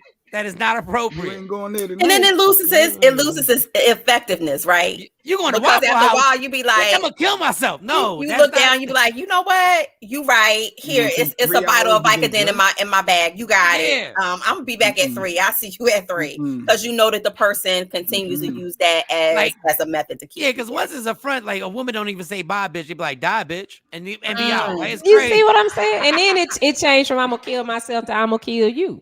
Now that's whoa, because you ignored it. Wait, whoa, that got dark quick. Wait, Sean. Whoa. And Mike, you went through some of that with me. Mike experienced some of that with me. If I can't have you, nobody can. If somebody say that to you, run very far. It's not cute. It's not sweet. It's not a method of love. It's not a show of love. Run fast. I don't know what vitamins Shawnee has in her vagina. I don't know what protein shake she has in her vagina. But my dudes is really catching feelings for real. You can see the progression. If you say I'm gonna kill myself and you don't get the reaction, and then it turns out, well, now I'm gonna kill you. I can see how someone could snap. No, I don't know what type of sea moss Shawnee has in her vagina. Not the good old sea moss. She uses chlorophyll, Mike. She uses chlorophyll on the regular. Okay. I know motherfuckers be on the run trying to get back to the vagina. They be getting chased down by helicopters. I'm like, what? Like I be looking at her like, something you need to tell me. Like, what do you have? What's going on? Is there a type of like a gentle mousetrap you have? Now you see why the gun was on the counter when red snapper. The red snapper. But I went to Shawnee's house. Amir, I know I told the team. I went to Shawnee, nice Shawnee, super track mom, super like, she's in tune with everything. Like if I asked Shawnee, if I said Shawnee, even though I've never asked for anything, if I was Shawnee, can you please bring me a bowl of soup because I'm sick? Shawnee would be on my door knocking a bowl of soup, and I'm like, God, this is the sweetest girl ever. Then one day I went to the house and she had a Glock just sitting on the table, like just sitting there, like. Just wide open, like just sitting, like Jay would have fell in love. I was like, Shawnee, what the fuck is this? She was like, oh, my bad. I forgot to put my Glock away. First of all, you got sea moss in your vagina and you got a Glock. They go hand in hand. I was going to say, beautiful combination. Look, in this day and age, in this day and age, like Mike, we got to preface this because I know we're a little bit older than some of the other team members possibly, but Right. back in our days, we didn't look. You was either great at sex, and that gave you carte blanche for various things, or you were terrible, and people just talked about you. There was no in between. There was no this, that, the third. You were either good or bad. That was it. Thank God I'm batting 1,000. See, and that's a real bad report card. A bad report card, because in theory, in our day, nobody really cared about this in between kind of thing. People like, son, either you out here and you making noise or you not. And to Mike's point, and you heard him mention it earlier, the bad advice we got from uncles, dads, friends from around the way. He from the Bronx like me, so that's how I know Mike's not lying about some of the stuff he's saying. We from the Boogie Down Bronx. They tell you some terrible advice when you're a kid growing up in certain areas and certain situations. No, you can be like 12 years old. They leave you. They'll lead you to like a 45-year-old woman. Like, oh, go over there. Go to our house. What? Goodness. Oh my God. What are you talking about? No, just stop over there. And I lived on a Jamaican block. I was the only Puerto Rican on a Jamaican block, so I had to learn the Jamaican dialect.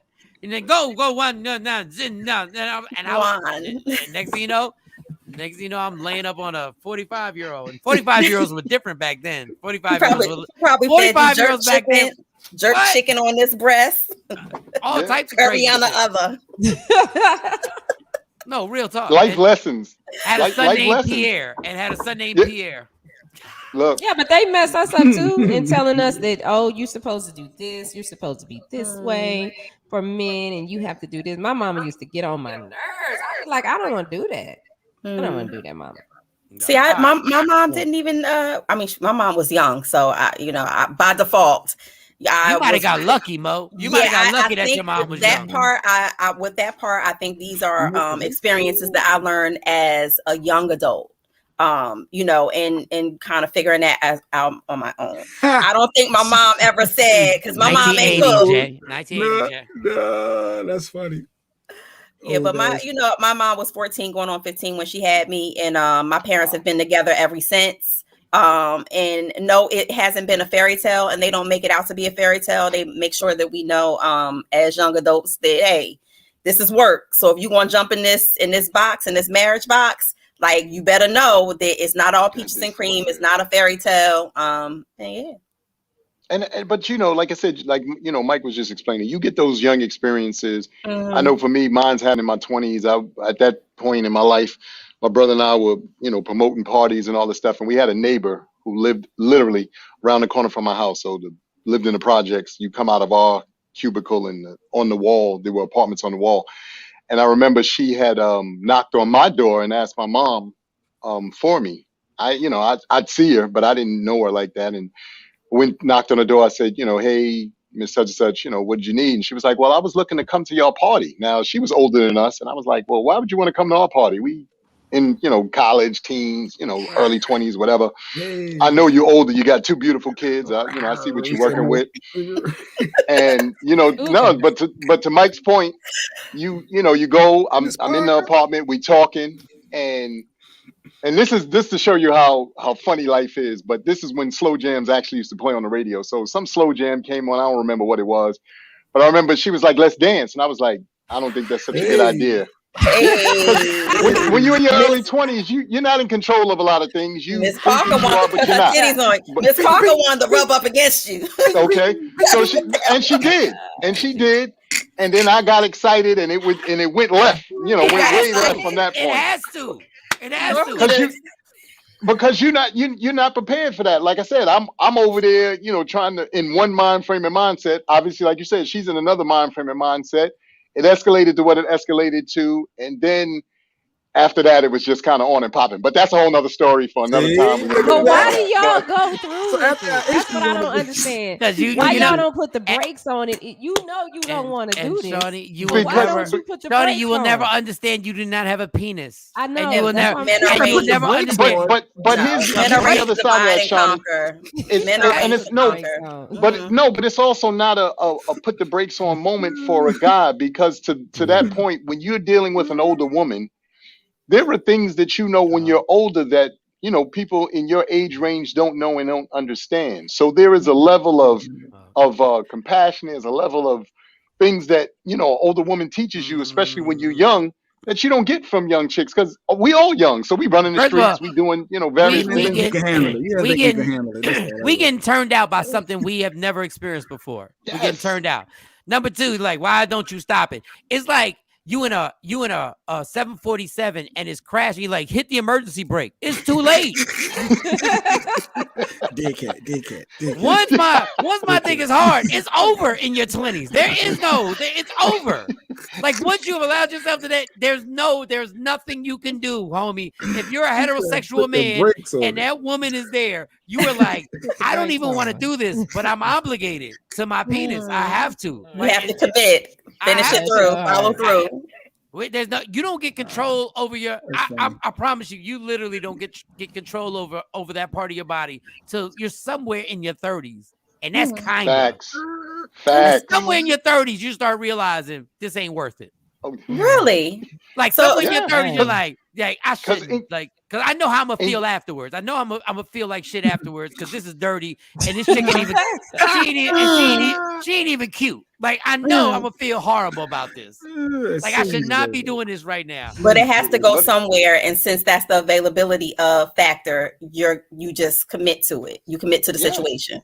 Not to mention, Mo, there is like I said, you are going through and experiencing things that you can't wait to call your boys up and go, yo, let me tell you what happened. Because they don't even understand it. They ain't been in that position. Yeah, they ain't been in that position. Look, like I said, I grew up in the project. So when you grow up in the projects, or you grow up in a community, there's always that one lady in the community that all the dudes like. I don't think that there's always one lady in the community that all the guys like, and they are scheming on her and they trying to figure out how to get to her. The thing is, and I say this again humbly, we don't choose y'all choose us. In this particular instance, this lady told me, she said, Amir, I used to come through the park and watch y'all play ball. And she did. She used to walk through with her daughter. She watched us play ball and all that stuff. And now you got to had on gray sweatpants. And now you had on gray sweatpants. You had on them gray b-ball shorts. But you playing ball and all that stuff. So you caught up in the moment. But in my heart and in my mind, I'm praying for the opportunity. Now that's what you do, because you put it in the universe and you hope that you get that shot. Then sometimes that shot comes sooner than you think, and then now you're like, oh, wait a minute, I was praying for this, but I really wasn't prepared for what's supposed to happen now. And that's how things go, We got to wrap this up. And I'll just say this. When men realize, when they get mature, they realize they can't even be in a situation. Men know, I don't allow myself to get in the situation of being, you don't even get, you want to have some drinks? Nope. Wow. No. I'm working on this. Can you help me work on this after work? No, I can't. I can't be. Men know you can't be in that situation. You have to stay away. You know what it's like when people are allergic to like peanuts on the airplane, and if somebody on the airplane is allergic to nuts or anything, nobody on the plane can have nuts. Nobody. They tell everybody nobody can have nuts. That's why they have what is it, pretzels now, and cookies. Yeah. No vaginas around me while we're by ourselves. None. I'm not hanging out with you. None. I don't need any vagina around me if we're just by ourselves. Oh, you just weak. No, I didn't recognize it was that difficult, though. I didn't realize that either. It was that difficult to say no or to turn down. No. It's like, but I'm good. It's not so much that it's difficult. Like he said, first of all, in theory, this is just men. We look to conquer every damn thing. Right. We just do that. That as much as we, see you as friends, see you as coworkers, That does not mean we're not scheming. Now, we may not ever say anything. We won't ever do anything. But trust and believe there's been a moment where we thought to ourselves, you know what? It could go down. Yo, that's you're just the way absolutely we're wired. right. We could be, let's say there's a snowstorm, right? I love Mo and Shawnee. I'm not staying in a hotel. If there's one hotel room, there's one hotel room left. I'm sleeping in the lobby. Like, or I'm sleeping on the floor. I'm sleeping on the floor. Like, I'm gonna put a blanket. I'm like, why are you sleeping on the floor? I said, because my dick don't need to be anywhere near. And don't cross this line. Yeah, and I need it got a signal and it can smell. Yes, real talk. And I'll have Stacey on FaceTime. I'll say, Stacey, I'm gonna put you up here, face right here. Yes, Mo and Shawnee are on the bed. I'm on the floor. I'm on the floor. Because my dick don't give a fuck about nobody. My dick don't care. My dick don't care about nobody. My dick don't care about families and messing up relationships. Heck, not until after the fact. My dick is who is what this? Did you get us into? Look what you done did. What did you get us into? I said no. You said yes. Now we here. Like we work together. My dick. Let me tell you what I think about you working together. I don't give about working together. All right, Amir, thank you so much for being a part of the show. I don't think we didn't get to Sexy Mo, but hey, we had a good time. That's all right. Allegedly tomorrow. Everybody, enjoy your day.